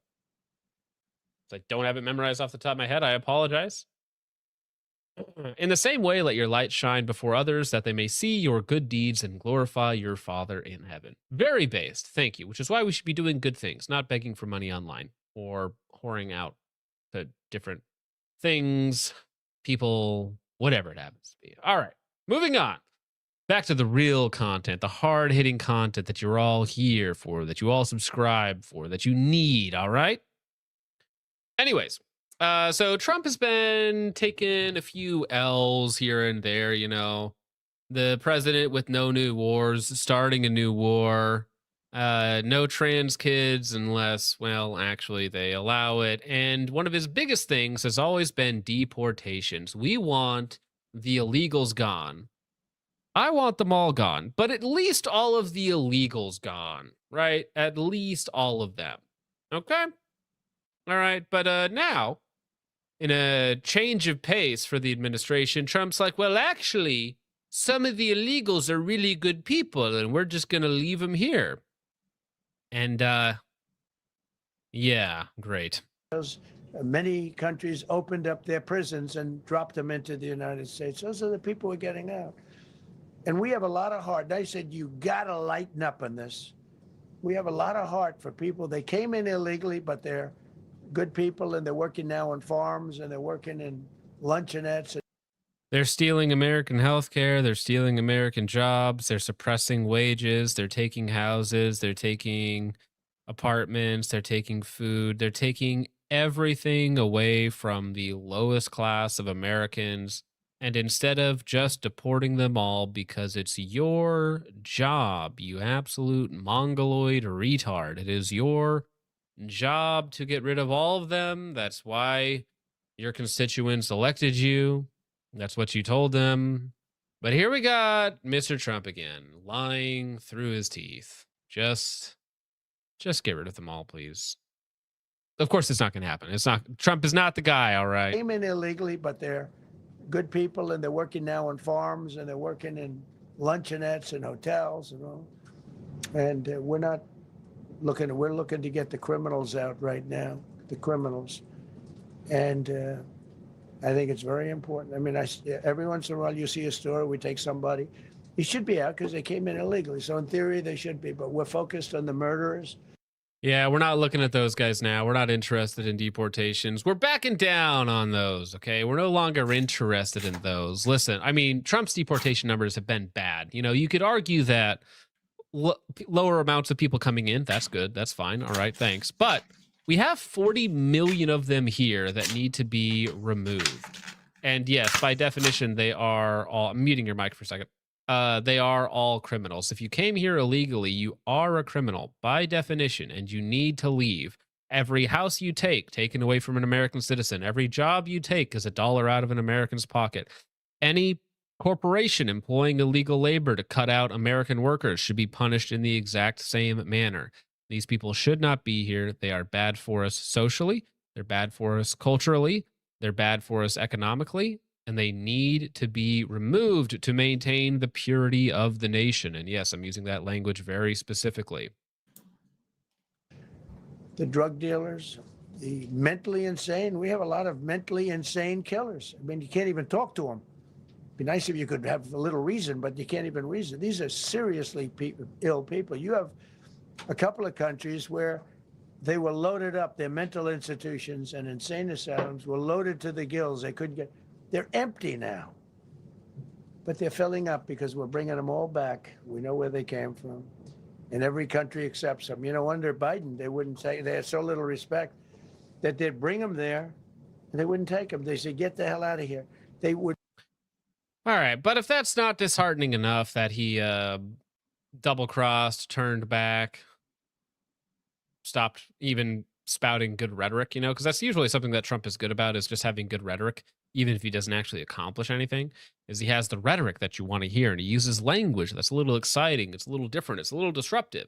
But he just completely gave up on that. Actually, illegals are fine as long as, you know, they're not too bad for us, as long as you don't notice them. And again, keep in mind that he's not even addressing legal immigration, which needs to be reduced to zero as well for the foreseeable future. All right. Now, another really awkward post from Donald Trump, just a 1-2 whammy of how to betray your constituents 101. The Save America Act. Number 1, all voters must show voter ID identification. Oh, duh, like of course, yeah. That's great. That's fantastic. Number 2, all voters must show proof of citizenship in order to vote. Of course, that's great. No mail-in ballots except for illness, disability, military, or travel. Of course, that makes sense. No men in women's sports. It's like, well, yeah, no, we all agree there. Number 5, no transgender mutilation surgery for children without the express written approval of the parents? What? Yeah, like what is this? Well, What is he saying- on? He's saying, he's admitting it in the tweet, in the truth, whatever they call these posts, that it is genital mutilation surgery for children. That's all it is. It is a diabolical, evil, satanic ritual of mutilating what God has created into a mockery of life, into a mockery of the other gender, right? But it's okay as long as the parents approve. It's like saying, oh, you can kill a kid as long as the parents approve of it, right? Oh, you can totally do this heinous act as long as the parents approve of it. I somehow don't think that's relevant. I don't think that's useful. I think that's incredibly stupid, incredibly foolish. And if it's evil, it's evil whether or not the parents sign off on it. Does this dude have like a statue of Ball in like the Oval Office or some shit, man? Like who? This isn't guy- 2016 Trump, bro. This is like Ball in disguise. This is farther left than like a 1920s or sorry, a 2020s or a 2015, 2016 Democrat. You know, because you would get those guys who would still like a decade ago, maybe 2 decades ago, say transgender surgery on children is an absolute like crime against humanity. And now the Republican president is like, actually, it's fine as long as the parents consent to it. Listen, Jimmy, I know you're 4 years old and you have a bright future ahead of you, but Samantha, your mommy, wants to cut your dick off, son. So, get to work, Sammy. It's like, it's just evil, right? If you're acknowledging it within the tweet that it's evil, it should not be allowed with or without consent. It's like saying rape is wrong unless the rapist and the other rapist consent to it. And then since there's 2 consenting rapists against the 1 unconsenting rapee, then it's morally okay as long as we have more consent than not. Dude, I'm just telling you, next voter voting cycle, the Republican Party better have a fucking whammy because this guy is literally sinking the entire Republican Party. Well, get rid of him, get rid of Vance, get rid of Rubio, get rid of everybody in charge, or have a third option in there somewhere. But absolutely diabolical. Do you know of anybody who's still like a hardcore MAGA guy? Because like 3 retards. And I don't mean that. That's mean. They're not. I know people, you know, that are really into Trump and what he is, and it's like just, still, like dude, here in my just area, not the guy. everybody's turned back on him. Like while I was in the gas station getting coffee, and the usual boomers were talking about politics, and I was kind of listening, and bro, they were fucking lambasting him. And I'm like, oh shit, this is like his primary demographic is old people. Well, his approval ratings are absolutely going to fall. It's like, what does your constituents want? Pro-life people, and that's kind of how you got elected, is by marketing yourself towards conservative Christians. Well, you're going back on that. No new wars? Well, you're kind of going back on that. Mass deportations of all illegals? Oh, well, you're going back on that too. Why would I vote for you? For what? For tariffs? You're gonna see a bunch of people just like hate vote for the other side. Like they're gonna hate vote for Democrats just because. And the reasoning is you should not be allowed to betray your base and get a vote. If you betray your base, you get 0 votes. I don't care. Like you Dude, get nothing. I bet you JD is like staring at what handgun do you think JD would have? I think he'd have a P320. He's probably staring at his P320. No. You know it's a Jericho. Oh yeah, it'd probably be a Jericho. He's staring at that fucking a golden Jericho glyph gifted to him by Peter Thiel.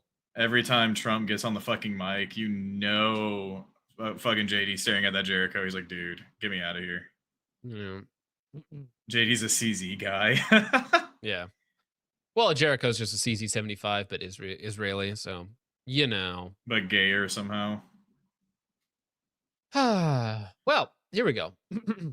Now, this is why we always recommend not Fed posting on main. No matter how bad it gets out there, you should want to maintain as high a level of OPSEC as you can so the powers that be don't eliminate you, okay? As certain people have said, hide your power levels. I think that is a wise choice so that you don't lose your place in society or possibly get arrested like this guy did. So, alleged extreme anti-government rhetoric, threats, racist views on social media leads to Newport's man arrest and seizure of numerous weapons. A local man is facing charges after social media comments led to seizure. According to state police, during the last week of February, Rhode Island State Intelligence Unit, that's kind of dystopian sounding, received information from the U.S. Treasury Department regarding a residence in Newport and concerning social media posts. You are absolutely getting reported and tracked for everything you post online. Keep that in mind. The individual in question, identified as 27-year-old Alexander Bastoso, residing on Morgan Street, Newport, Rhode Island, was found to be engaging in extreme anti-government rhetoric, which is just like normal. Hey, your government is ran by pedos. How do you feel about that? Not too good. Not too good. Expressing racist views. Tell me more. and making threats of violence through his posts on social media account. All right. Members of the Rhode Island State Police conducted a thorough examination of Bestoso's account on X, which revealed content advocating for violence and strongly opposing both local and federal gun laws. Based? Isn't that what we all do here? Notably, several posts included images and videos of Bestoso displaying firearms, including a handgun, that he explicitly identified as a ghost gun. In these videos, he asserted that it was right to possess illegal firearms and declared that if federal or local authorities try to come for me, he would take action against them. This is certified retard posting. We do not retard Max when it comes to the FBI, the IRS, the ATF. We do not do that. Right? Why? Because it means nothing. You will get gunned down and or arrested for no reason whatsoever.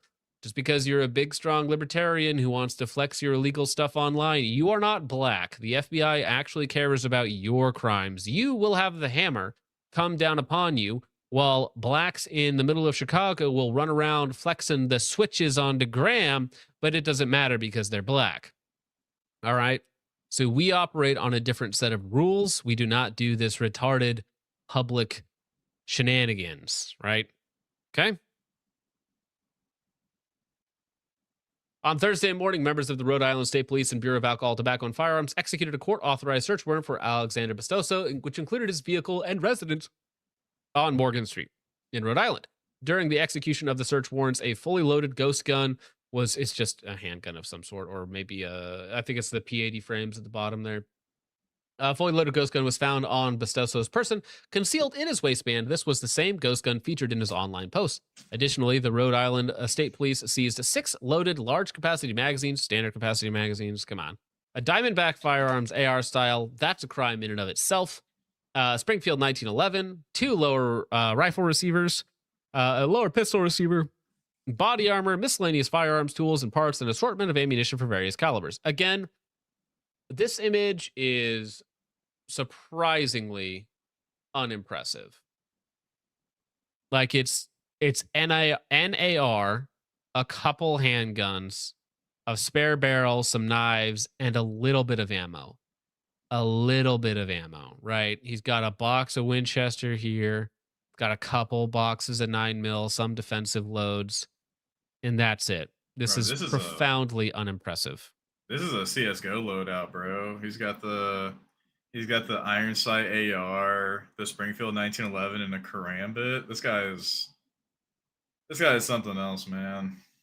Well, again, I think that this guy is just retarded.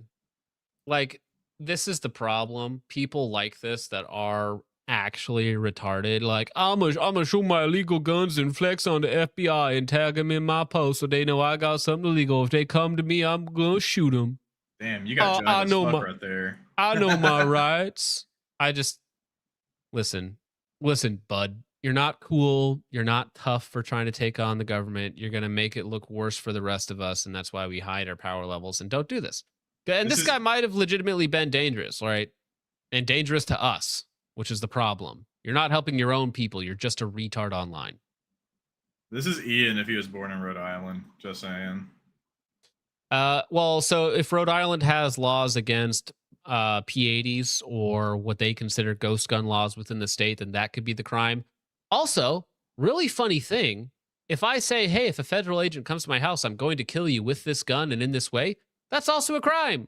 You can't do that. Yeah. You can't threaten federal agents. Surprise, surprise. Don't threaten federal agents. You know, it's like, at that point, I'm sure whatever legal, trickery they wanted to use to get him arrested at that point, they could. You should not be this openly retarded online. Like threatening federal agents is like giving the government a license to slime you out. I promise. Yeah. Sam Hyde set that guy up. Yeah, probably. Well, the Dremel is like almost a 3D printer when you think about it. You know, the printer prints stuff and the Dremel takes stuff away. So in a way, they're very similar in the creation of firearms. They're very important.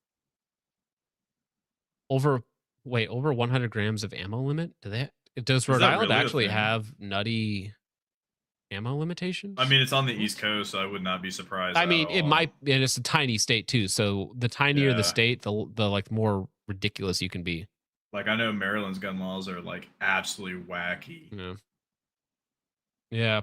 But yeah, that's why we don't retard post on main. We just don't do it. Have your jokes in the comment sections, have your X posts and your what. Don't point a gun at the camera and say, I am going to murder federal agents when they show up at my door with all of my very illegal firearms. Yeah, probably don't do that. Wait, Probably wait, don't wait. do that. Modern Frontier Project just said no ammo limitations, but you need a permission slip to buy ammo. Well, it's a FOID card, right? Isn't that the FOID card? That's what Illinois has too, right? Is that actually a thing? Like you have to go to? Yeah, like, you have to have a your FOID. Yeah, you have to have a FOID card to buy ammo in, and that's why you have unregistered bullets. Remember that guy got 38 counts of unregistered ammo last couple weeks ago? We took a look at. Maybe you weren't here for that, but yeah, No. it's a thing. It's very real. Does a doctor's note suffice? I have a doctor's note. I can buy ammo. True, dude. No, yeah, no, I know. It's the something identification, something. Firearms order identification, something like that. That's It's the a one, blue yeah. card, easier to get than FOID, but yeah, interesting. I didn't. Oh, firearms owner ID. Owner ID, That is so lame, dude. Like here in Texas, I mean, believe it or not, Texas doesn't have as great gun laws as like everyone thinks. Believe it or Mhm. not, like Arkansas is way better, and Mississippi is also pretty lax. Also, we still don't have any stupid shit like that, and we've got like 1 million Indians here now. Yeah, you're gonna need to fix that. Anyways, moving on. We got rage bait, but we got funny rage bait to start with, and then it's gonna get worse as it goes on. Okay, so just prepare accordingly, I guess you could say, or whatever Mr. Gunzinger says at the end of every post. So let's start with something a little wacky, okay? A little silly. This isn't even rage bait. This is just funny. This is just funny, okay? This is what's known as 3 drunk retards fighting it out on the street, which I personally find quite funny. Oh, shit. Oh.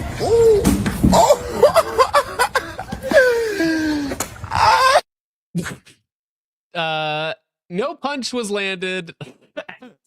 Felt self-inflicted damage there. We got to watch this a couple more times. You'll get it. All right, so misses the punch, hits the tree, hits a kick, goes for the second one, lands on his butt, completely misses the haymaker. Not a single person was injured outside of self-inflicted injuries in this wonderful midnight brawl. Yeah, lagging IRL. And he just misses the haymaker on him. Unbelievable. 2,000 ping. Environmental kills. Oh, geez. You know it's a bad match when the environment has the highest damage. That's wild. Tree got a hit in there. Yeah, the first guy, he just disappears, right? As the black guy goes in the tree, he's gone. He's in the road. He doesn't even get back up by the time these guys are done. Oh my gosh. Yeah, this is old. Oh my gosh, it's Jason Bourne. Real, dude. All right. Now, same vein, also comical. A woman sues Target for not hiring her because she has a pending robbery case. Oh man, why Dude. shouldn't I hire this lady? She can work off the merchandise, man. Yo, Target, let her work there, bro. This is great. A Chicago woman with a pending robbery case. I hate Chicago women. With a pending robbery case is suing Target, accusing the retail giant of violating Illinois civil rights laws by rescinding a conditional job offer after discovering her unresolved criminal case. Like, is that actually how it's going to be, though? Listen, I don't care if I'm under indictment for murder and pedophilia and rape and all this. You have to hire me. You can't dare not hire me just because I have pending litigation. Like, what kind of clown world do we live in? I know what kind of clown world we live in. Courtney McElrath Bay, 35, claims the company unlawfully used her background against her. Used her background against her. Ma'am, you're a thief. When it decided not to hire her for a warehouse position last year, her lawsuit filed in February and first reported by Legal Newsline seeks damages and could expand to cover other applicants who were denied jobs under similar circumstances. Listen, Target, you must hire the Napa females with a long history of violence and theft. You are going to be at gunpoint, forced to hire Napas with a long criminal history, or else you're heckin' racist and violating the civil rights. According to the complaint, Target extended McElroy Beth a conditional offer in October for a job described as order pickup or warehouse associate, contingent on the results of a background check. Contingent on the results of the background check seems pretty clear. The screening reportedly revealed pending criminal charges against McElroy Bay, and the company sent her what the lawsuits described as a pre-adverse notification informing her that the background check had identified the unresolved charges. In March of 2024, prosecutors charged McElroy Beth with robbery and aggravated battery. Yeah, I'm going to be real with you, dog. I don't want this woman working for me or anywhere. She was one of the offenders who mugged a 30-year-old woman in the 400 block of East 66th Street. She has pleaded not guilty and continues to fight the allegations in court. All right. Dude, Jesus Christ, what's the attorney Schuler Ferguson, Mr. Schuler, huh? Shortly after its passage, and if there are a substantial relationship between the offense and the individual's employment or hiring or continuing to employ the individual would pose an unreasonable risk to property or the safety of others. Yeah, I just don't want to hire the mugger. Nah, I don't think you should be the greeter at my Walmart. At my Target. Nah. No, thank you. Nah. And I wonder what their targeting amount is, because interesting enough, at least I find it interesting. We were talking about this in business law, like the first few weeks that we were there. It's like these like landmark settlement cases where they're like in the 10 to 20 to hundreds of millions of dollars. They don't just affect the company, but they affect also like everyday people, because companies start to raise their prices because they have to fund that settlement somehow, or they have to fund that lawsuit like if the other party wins. So if someone said put her in asset protection, hey, she can fight, so send it, man. Now, I got a big thing to ask of you, Warfare. I gotta go pee. Oh, you want me to cover for you? I literally want you to entertain the audience for me. Yeah. All right. You got that, big dog? I'll try. Solo show here. I can be. All Solo right. show. Well, hey, big work for me. It's gonna be. I'm gonna let the audience decide who is better, you or Richard, after it's done. Okay, no pressure. No. Dude, pressure. bring hashtag bring back Richard.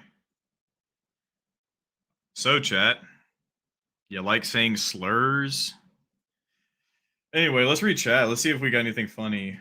Community will suffer for that, but business will get the brunt of it. I mean, true, but the community suffers more because there is a direct correlation between especially distributors and logistics companies like trucking for what's it called? Like these settlement cases. Like trucking insurance has gotten almost impossible to get. Lost Arrow, what do you carry? Glock 17. I am pretty vanilla right now, but I'm thinking of going to an H&K P30 because I do like how that feels.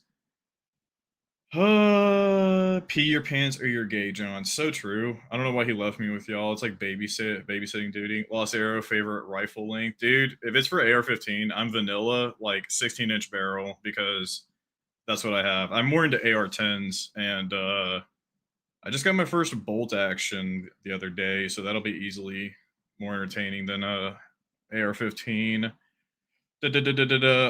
August's Rise Up. I hate the AUG. I'm not going to lie. The trigger just kind of sucks on it. What was your last workout? I think I want to say I did a double of legs and chest, but that's because this is midterms this week, so I've been so fucking busy. I wish the P30 was optics ready. Dude, that's so fucking true, man. Like that is H&K's biggest crime, is the fact that they've never updated the USP, and they've never introduced any optics cut what's it called, P30 and HK45. That is their biggest sin of all time. I think they just hate money. Like they love to sue, or well, yeah, they tried to sue Sacco, and Finland threw that case out. Yeah, 16-inch gang, dude. I'm just vanilla, bro. It's what I have. Funny enough, Troy Industries sent me I want to say a 12.5 rail, so I'm probably gonna make a 14.5 rifle. Richard asks, "What's my favorite slur?" Ooh, The N-word, my favorite slur. Actually, I think cracker, because it catches everybody off guard right now. It's very funny. Well, you should be happy to know that you pretty much dominated in the poll, sitting at Dude, 65. I'm just reading right chat, now. man, because chat always interacts really well. They've always got some good things to say, and they've got some Chat is very good. Very yeah. good. Well, appreciate it, man. Thank you. Appreciate it. Only no the problem. second time in the history of the show that I've had to leave. Dude, you got to get that one thing where that girl like comes underneath the stall and she's like pissing all by yourself, handsome, and it's like the Oblivion character dialogue. It's so fucking funny. I'll send that to you. Okay. All right. I'll take your word for it. Now, we have a couple doctors, scholars, mathematicians. All right. Trying to evade arrest by factoring discount codes into their thefts, right? Because certain places have a different threshold for being arrested for felonies, for misdemeanors.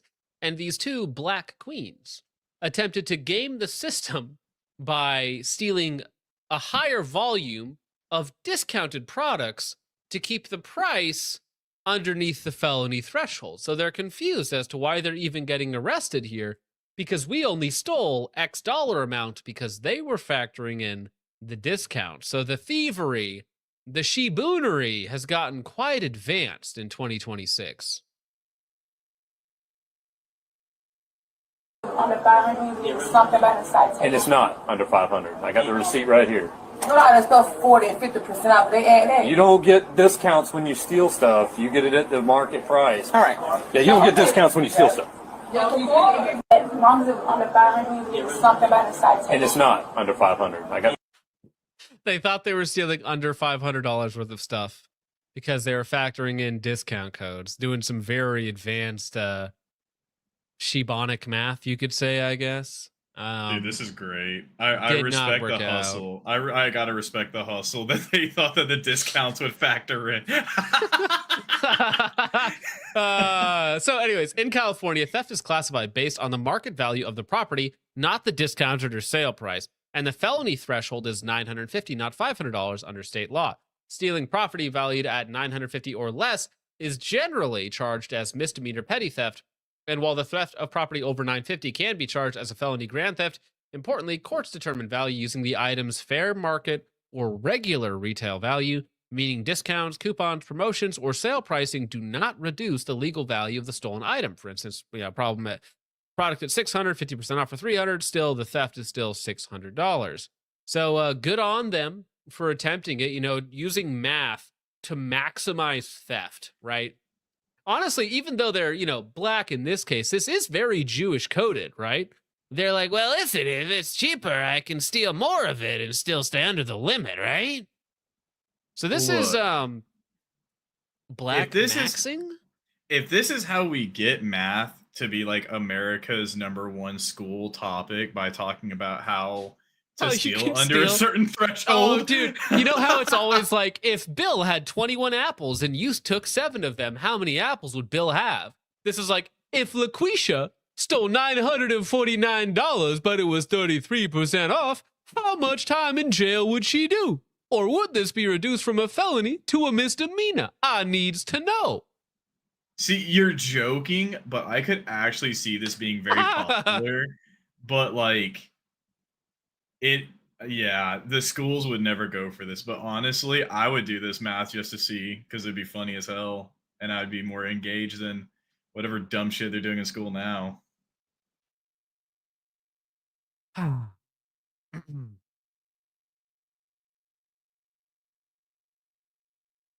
No mother should have to fear for her son's life every time he robs the store. Man, they had me in the first half. I was going to say, no mother should have to fear for her son's life walking down the street just because there's certain ethnicities around. But no mother should have to fear for her son's life every time he robs a store.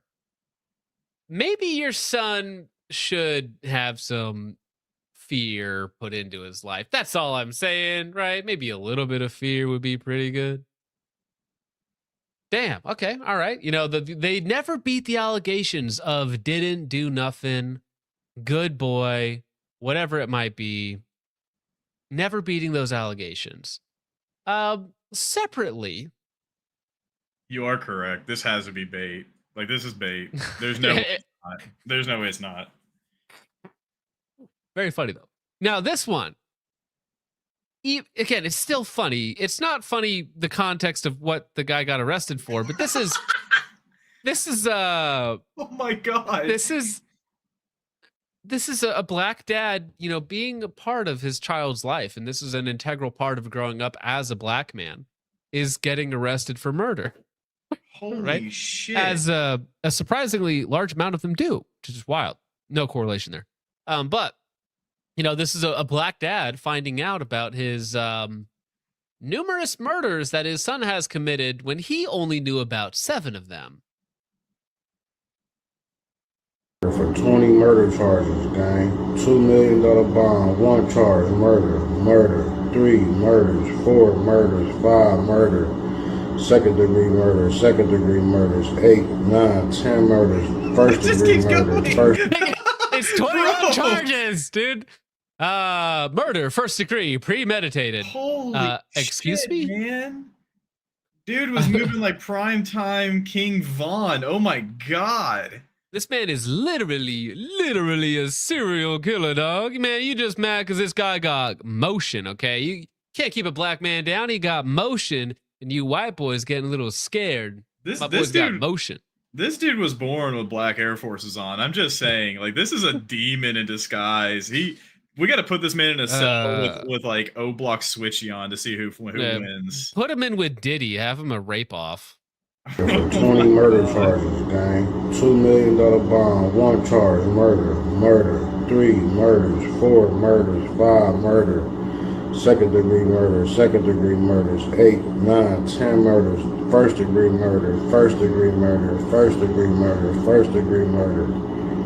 They got my nigga down here, 18 bodies. What the fuck is going on? 19, 20, 21. He only shot 7 people.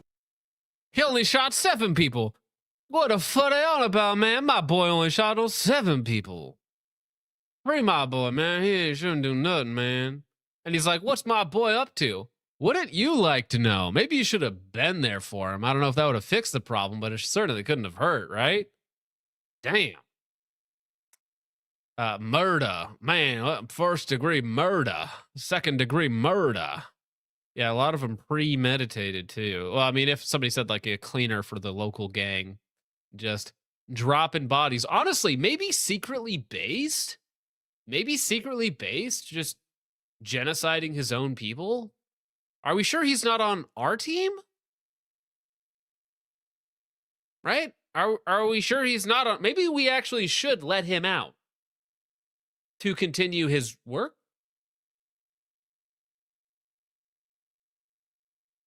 Let him go. Your Honor, I've seen enough. I'm actually a fan of his handiwork.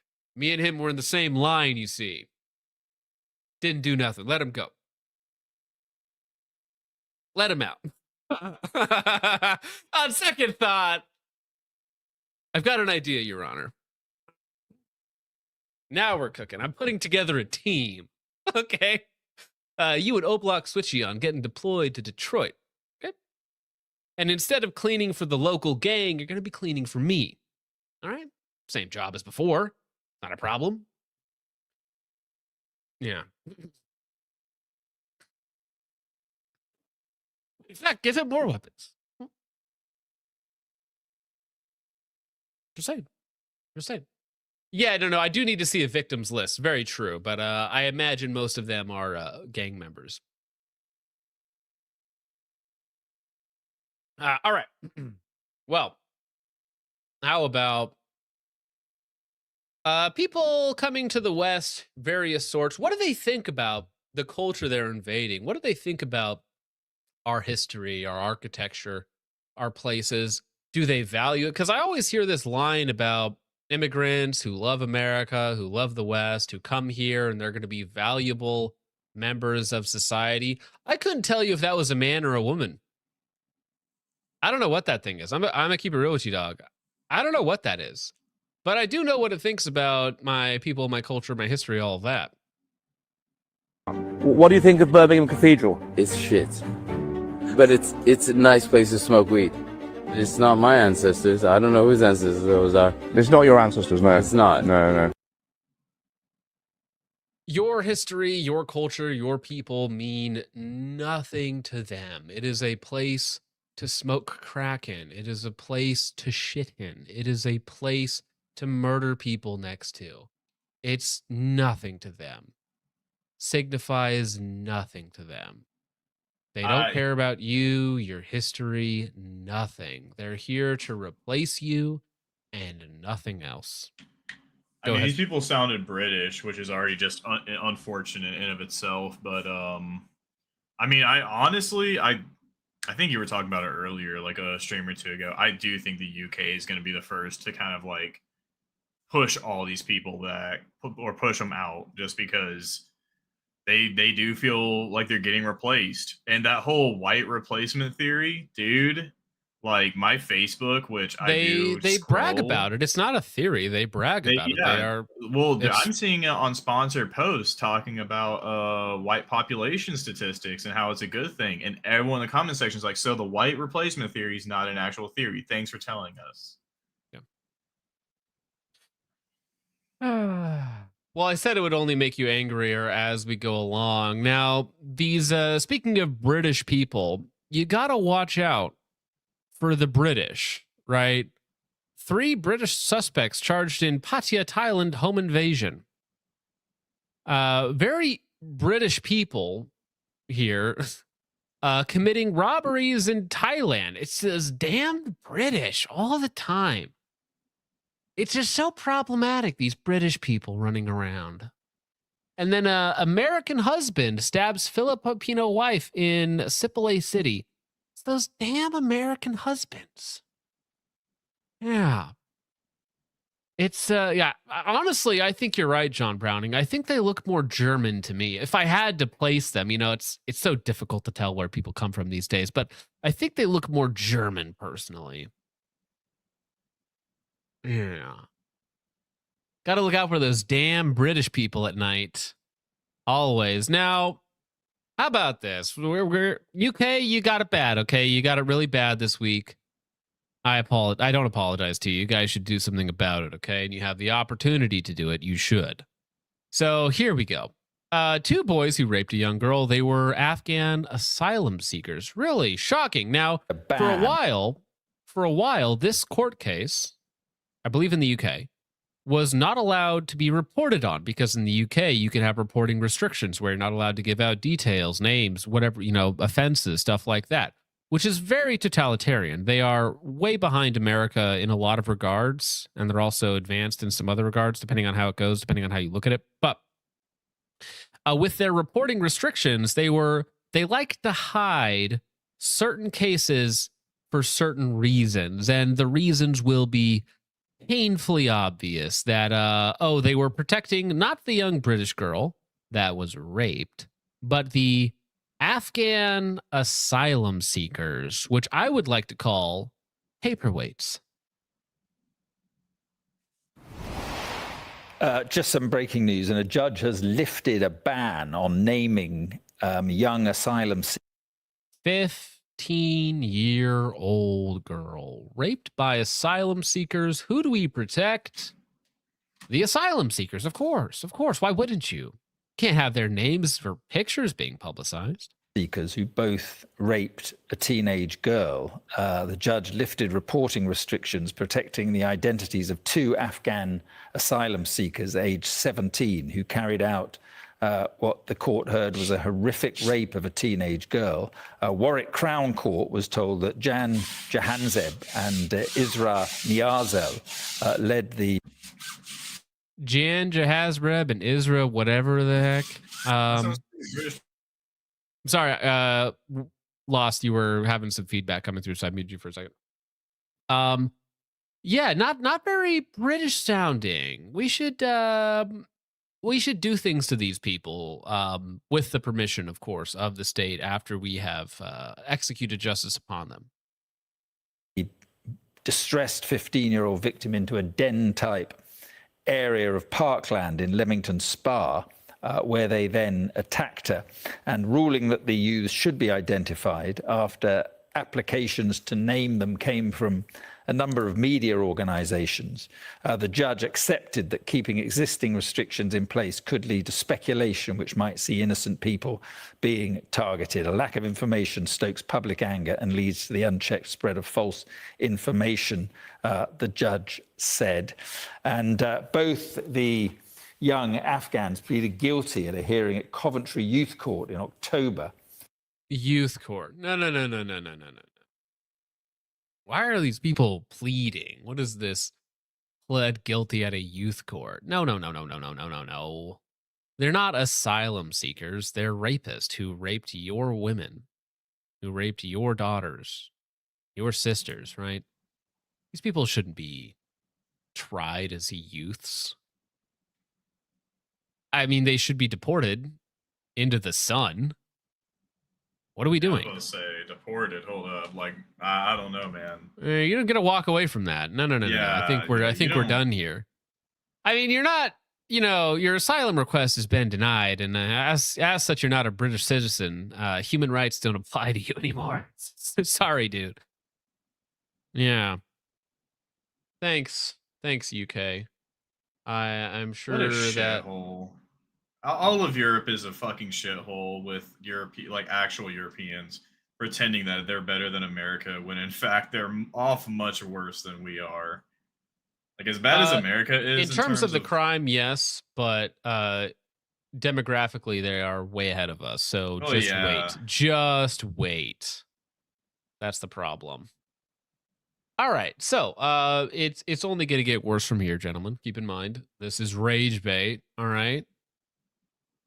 Also from the UK, because the UK can't stop catching L's, 3 young boys took turns raping girl in bush before footage was shared. How old were they? 12 years old, 13 years old, and 14 years old at the time of the alleged attack, which the court heard took place in bushes just off of a footpath.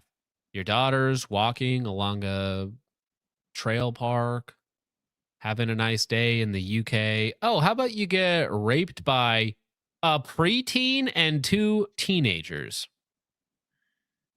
And they take turns raping you, filming it, and they get caught because they share the footage around of the rape. Dude, just look at the recommended on the side, though. Like, read those headlines.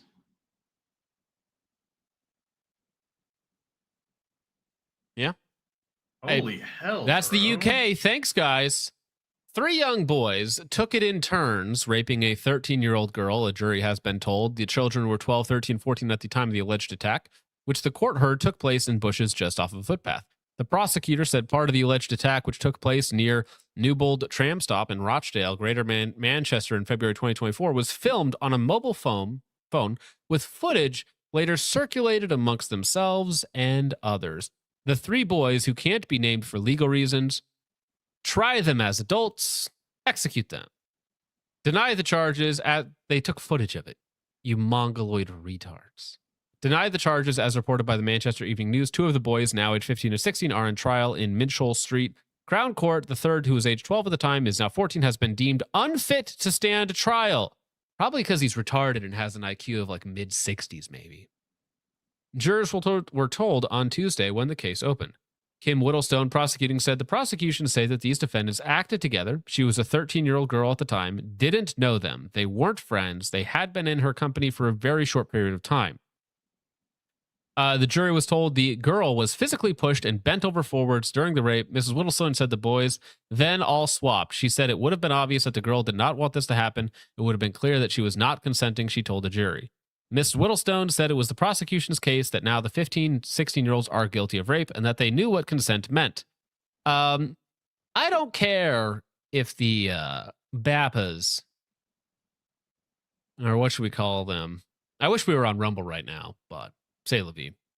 I don't care if they know what consent meant. I say we try them as adults and execute them legally, of course. You will hear this in this case that as part of their defense, they will say that she consented to some sexual activity and she instigated it, the prosecutor add. Yeah, the 13-year-old instigated the gang rape. Huh. Who's the prosecutor? Fucking. Also launch them into the sun, legally speaking. Yeah. No, just launch them in the sun, big dog. So there can be no doubt that they knew what consent meant. The trial was told the girl was with a friend who stepped in to stop what was happening. Then the two boys on trial ran away from the scene, the jury heard. So not until one of her friends steps in to stop them do they, after filming this act, after taking turns on her, which again, I don't know the specifics of how this works out. But yeah, I think that we just get rid of you. You just don't need to be here anymore, right? And of course, they're not releasing the names or photos because they were literal children at the time. But anytime they show you that meme of like, when do I become dangerous? It's like somewhere between 8 and 12. Sometimes earlier.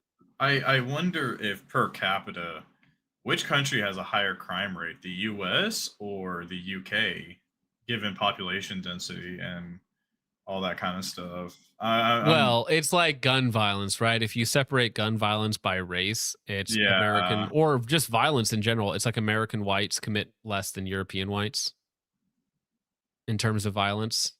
But it's literally just blacks and Hispanics, okay? I'm sorry. I'm sorry. The stats don't lie. It's literally just blacks and Hispanics giving America a bad rap. I'm sorry. If the UK like treated these refugees and all these bad people, quote unquote, like they do the gypsies, they would not have these fucking problems. Yes. If you were just racist. If you just said, no, you're not British, you don't belong here. That's it. Just be racist and your little girls don't get raped. Just be racist. That's it. Speaking of anti-racist, though, this is I saw this from Carl Benjamin's video today. The timeline never fails to deliver.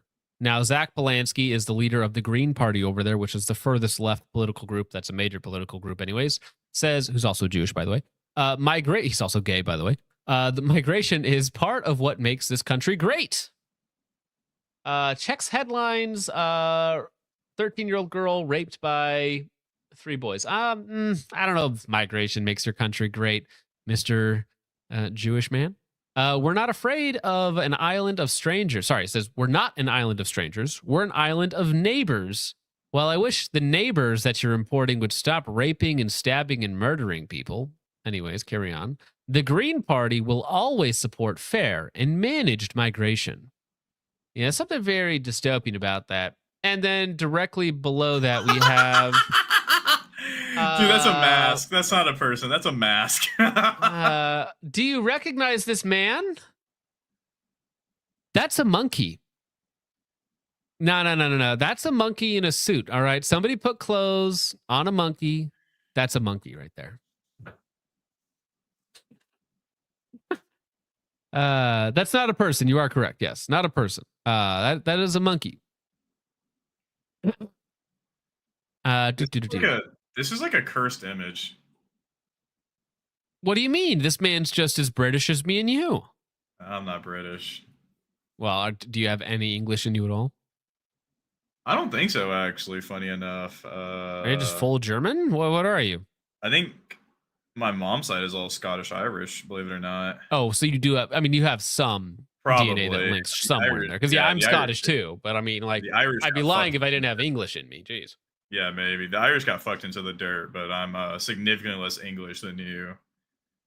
I'm pretty sure this is actually the missing link. Just robbing convenience stores in Britain. The missing link is currently running around Britain, robbing convenience stores. Please let us know if you find the missing link. Or maybe that is just Caesar. True. Maybe the monkey did escape and he learned how to wear clothes. No, this is Netflix's rendition of Caesar from the Roman times, bro. Also, very possible. Very possible. We was Caesar and shit. Well, how about a little bit of black privilege? Okay, now we're coming back. We've just made fun of the UK. We pointed out the modern day horrors beyond your comprehension of living over there right now. Could you imagine being British? Not me. However, how about American judging, which also needs to be talked about? Kevin Sorbo says black privilege is stabbing a man and then getting out of jail the very next day. Anytime a judge lets a criminal, assaulter, murderer, rapist with a long rap sheet out of jail, like they should be, the punishment for their crime should be substituted onto her. And I always say her because it's always a female judge, or, an ethnic judge, if you will. Justin Reyes allegedly randomly stabbed a 58-year-old man. 58-year-old man. I don't know why that was hard for me to say. Walking his dog in Columbia, South Carolina. Democrat-appointed Judge Gail Jabber, not Jail Gabber, let him out the next day on a $10,000 bond. Dude, $10,000 bond for stabbing? That's crazy, dude. This man's got a lot of stuff going on.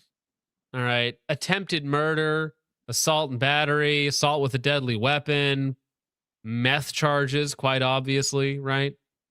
This guy should not be. I'm going to keep it real with you, dog. There's no reason for you to be in polite society. I think we're done with that. 18-year-old accused of stabbing 58-year-old stranger. Of course, random stranger. Columbia, South Carolina, an 18-year-old has been arrested in connection with the non-fatal stabbing of a 58-year-old man in Columbia on Monday night, according to the Columbia Police Department. Justin Reyes is charged with assault and battery of a high and aggravated nature and possession of a weapon during a violent crime. Authorities say officers were dispatched shortly after 6:30 p.m. to the 2700 block of Wheat Street for a disturbance that was later upgraded to a fight in progress.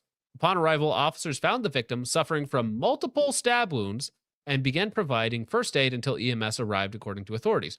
The man remains hospitalized and in a stable condition. The man is hospitalized while his attacker is out free. No. These judges, dude, our whole entire judicial system is just completely fucked. These judges just have too much power to let go, like, actual criminals to go back into society. It's getting old.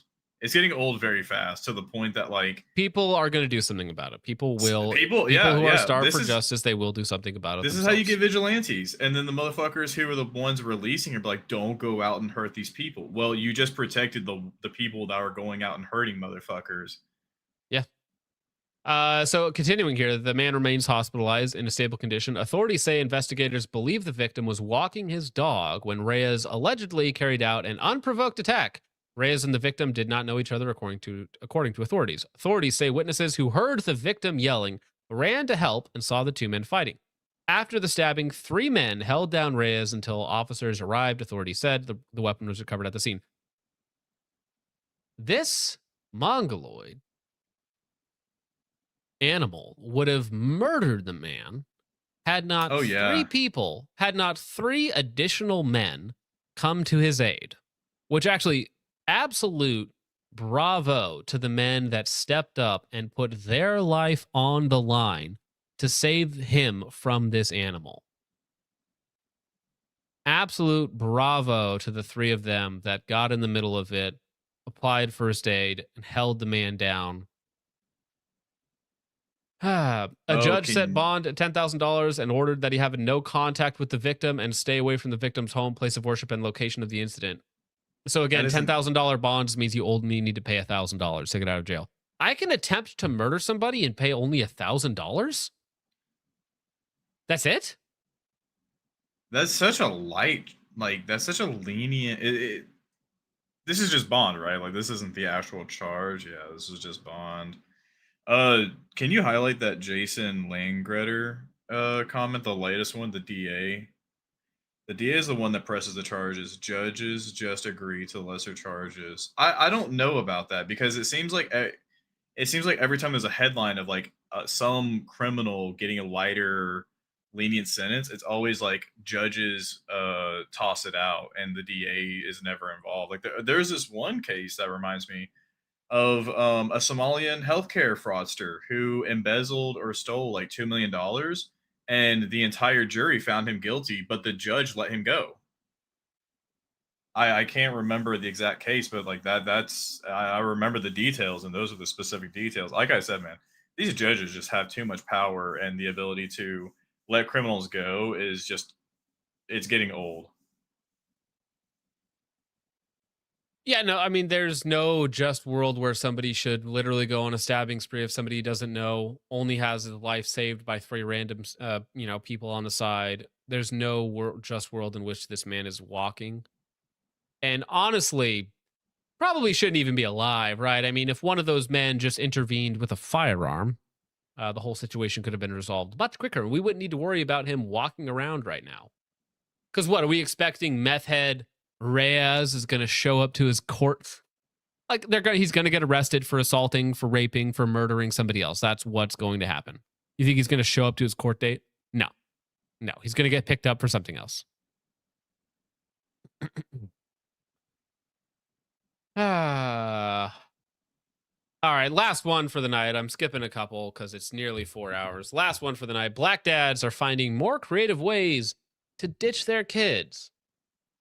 1-year-old boy found alive after dad allegedly left him in a car that was towed and impounded for nearly 2 days. I often talk about how these people don't have any value of life for us, which I do believe is true, right? Because we are an outgroup to them. They view us as either lesser or oppressor or some mix of the two, right? An obnoxious thing to deal with and to get rid of at some point. But your own child, your own 1-year-old son, left in a car to starve by himself? Like, I have an 18-month-old son, right? 18-month-old son, right? And he's such a bundle of joy. He's so energetic and crazy and wacky all the time. Very funny, very cute. And the thought of him being somewhere where I wouldn't do literally everything within my power to make sure that he is safe, and taken care of. And this man has none of that regard for his own son's life. I feel personally that is a disqualification for existence, right? When you have shown that low of an empathy for your own son, right? You are literally satanic and should be put down like a dog.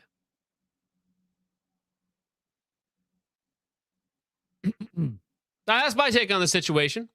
How's that for an ender? A little nightcap for you. Letting your own 1-year-old son possibly starve to death, freeze to death, die of heat, exposure in a car. Didn't tell anybody that he was in there. Didn't know he was in there. Weren't paying attention. Because you're retarded. I think Lightsport said it best, man. It's evolution, dude. This guy's actually a scientist. He's trying to evolve the first car heat trap resistant child.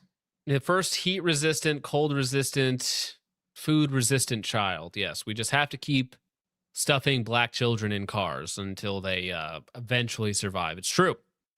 We just have to be willing to sacrifice enough of them to the car deities to allow them to survive inside. Also, somebody in chat brought up also some bitch let that dude knock her up too. Like, tow truck guy was the actual father. Maybe, I don't know. I doubt it. Well, what I mean is he's the person who acted like the father, right? Oh. Whoever found the child. You know what? A random, probably white guy, but even if it was another black guy, Asian guy, what have you, saw the kid in there and was like, this is unwell. And of course, what am I going to do in a normal situation? I'm going to save the child. Of course, I'm going to take care of the child. I'm going to call whoever I need to call to get this rectified and make sure that this child is okay, because that's the normal human response to a child in need. God bless that child, because that kid was stuck in a car for 2 whole days. Yeah, nearly 2 days. That's fucking wild, man. All right, well, we are going to finish off here, get to your guys' support. Thank you, Arrow, for hanging out the entire time. Didn't have to, but I do appreciate it. Baller hanging out here all the time. Just for reference, how is homework going? Does rage bait help with the homework or hurt the homework? I need to know. It's just a giant distraction. I have one more quiz and then officially on spring break, but I mean that gives me time to I don't know. I don't know. Fucking.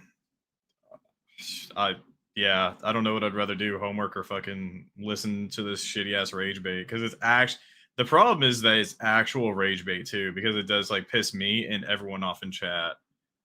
This it's just That is depressing, the man. that is the natural response when confronted with evil, right?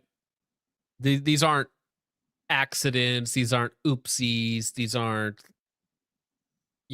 product of bad circumstance. It's like, no, there is real material material evil out there. It does exist, and it must be confronted and destroyed, right? So the point is that we have a job to do. And rage is a powerful emotion. Pauly B over on Ko-Fi for $42.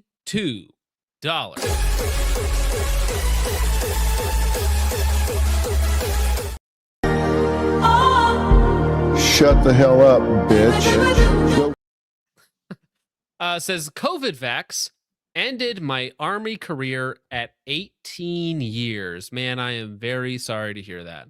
And I have 0% disability. I claimed nothing. Meanwhile, GT rides his military injuries for, if I were a betting man, 100% disability VA rating. That's a sure thing, dude.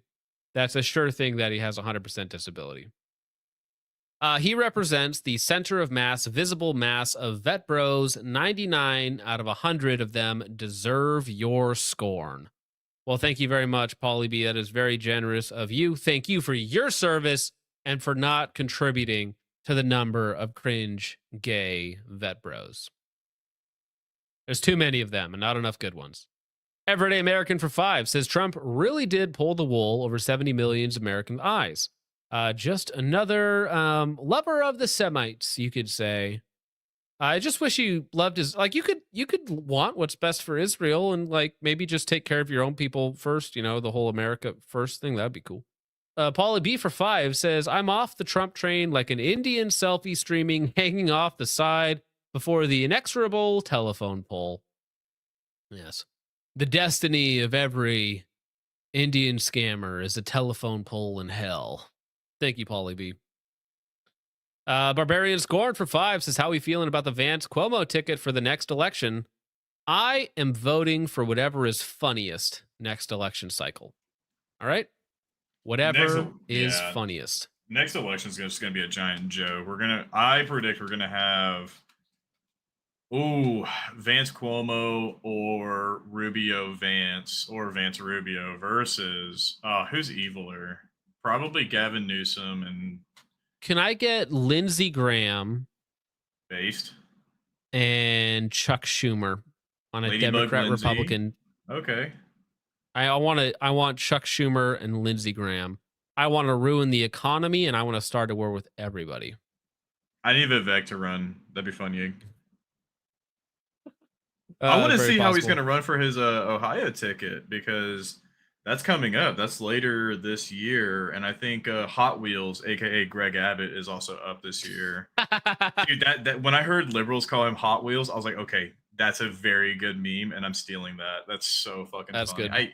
I hate Greg Abbott. That dude is a fucking asshole. He sucks.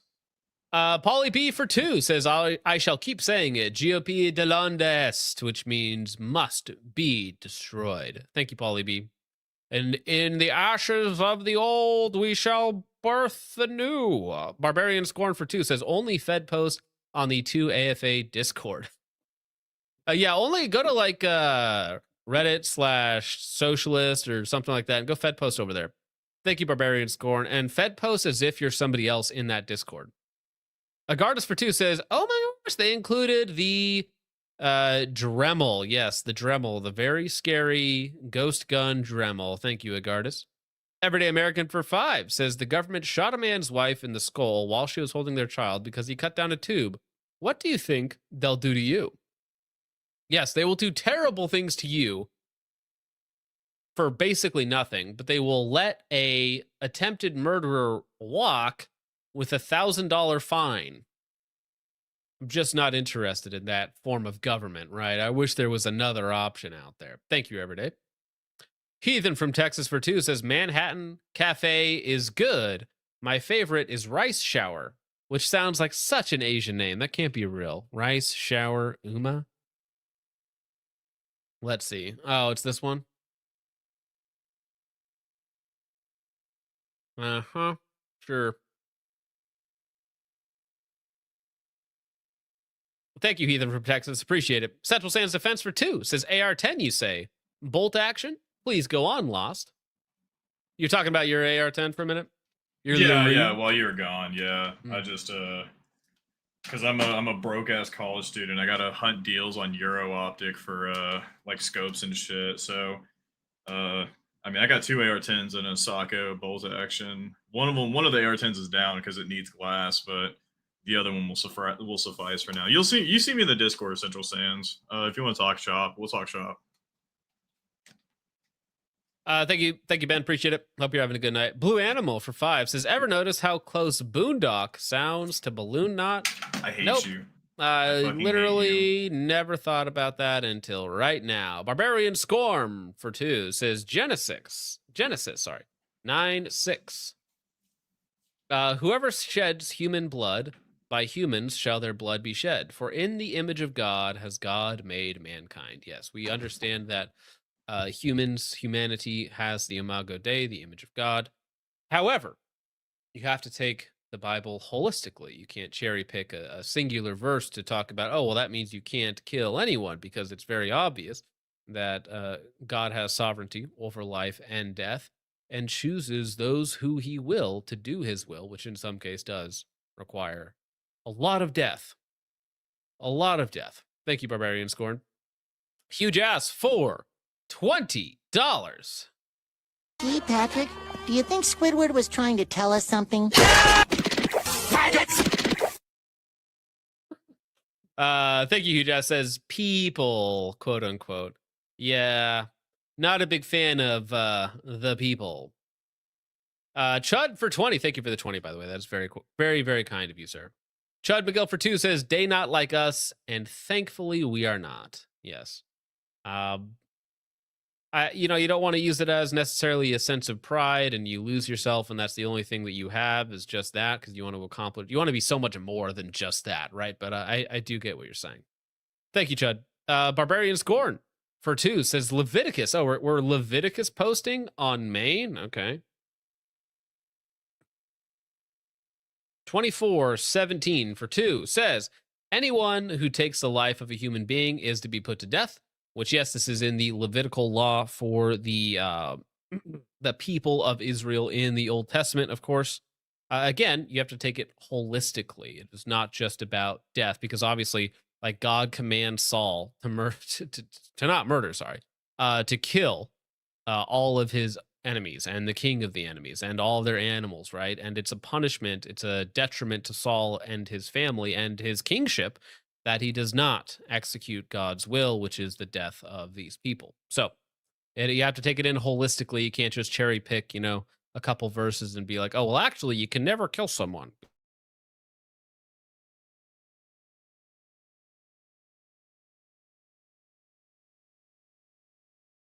Sorry. Am I back? Noob Crastinator over on Ko-Fi drops 5, doesn't say anything. Much appreciated. Thank you, sir. Hope you're having a wonderful night out there. Well, Lost Warfare, what do you got going on, sir? What do you want to shout out before we get to our weekend? Oh, who do I want to shout out? Ooh, tough one. Shout out to Oh My for beating the allegations of Richard Banningham. # balls out for Oh My. Balls out for Oh My. Very true. Yeah, that was a funny little bit of Discord drama. I'm going to drop the Stoat link in chat for everybody, because why not? Even though it's like, you should join, because we will get it to work. We will get it to work eventually. I got it to work today. Stoat works on desktop. The thing is it's not great, and it's missing a lot of features. I mean, we're still on Discord right now. It's just, I don't know how you feel about Stoat. Our main Discord is locked, but Stoat can be the public. Stoat can be the public thing. So Stoat is basically Discord. It has a few less features. It's a little clunkier. The app is not as good. but it's basically a carbon copy of Discord. So if you download Stoat, you can make an account, hang out with all the boys. Stoat is completely free. It's going to be the public side of things, so that if somebody gets reported on Stoat, it's like, who cares? I still have my main Discord, right? It's like, it doesn't affect anything. But it can be a public place for the community to hang out, completely free. You know, still be some of the usuals in there. Hopefully it's working. I dropped the link in YouTube and in the Rumble chat, so you should sign up. Might as well, you know. If it goes good, it goes good. If it goes bad, say la vie.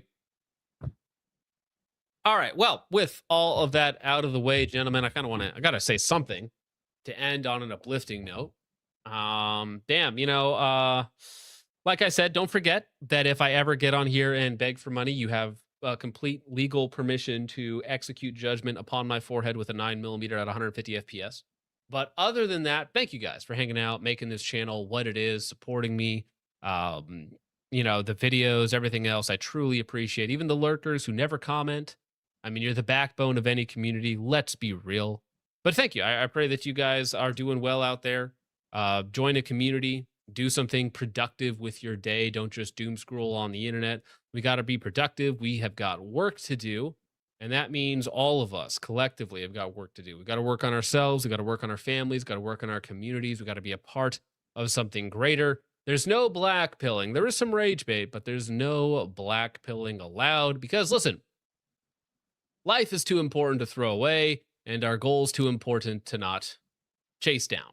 All right. To not pursue to our fullest ability. So with all of that out of the way, gentlemen, thank you so much for watching. The glamour waking up. Shut it down. Me mom died in a Harley. Me pa was killed by Stalin. Me mom died in a Harley. Me pa was killed by Stalin. They got lined up by Stalin.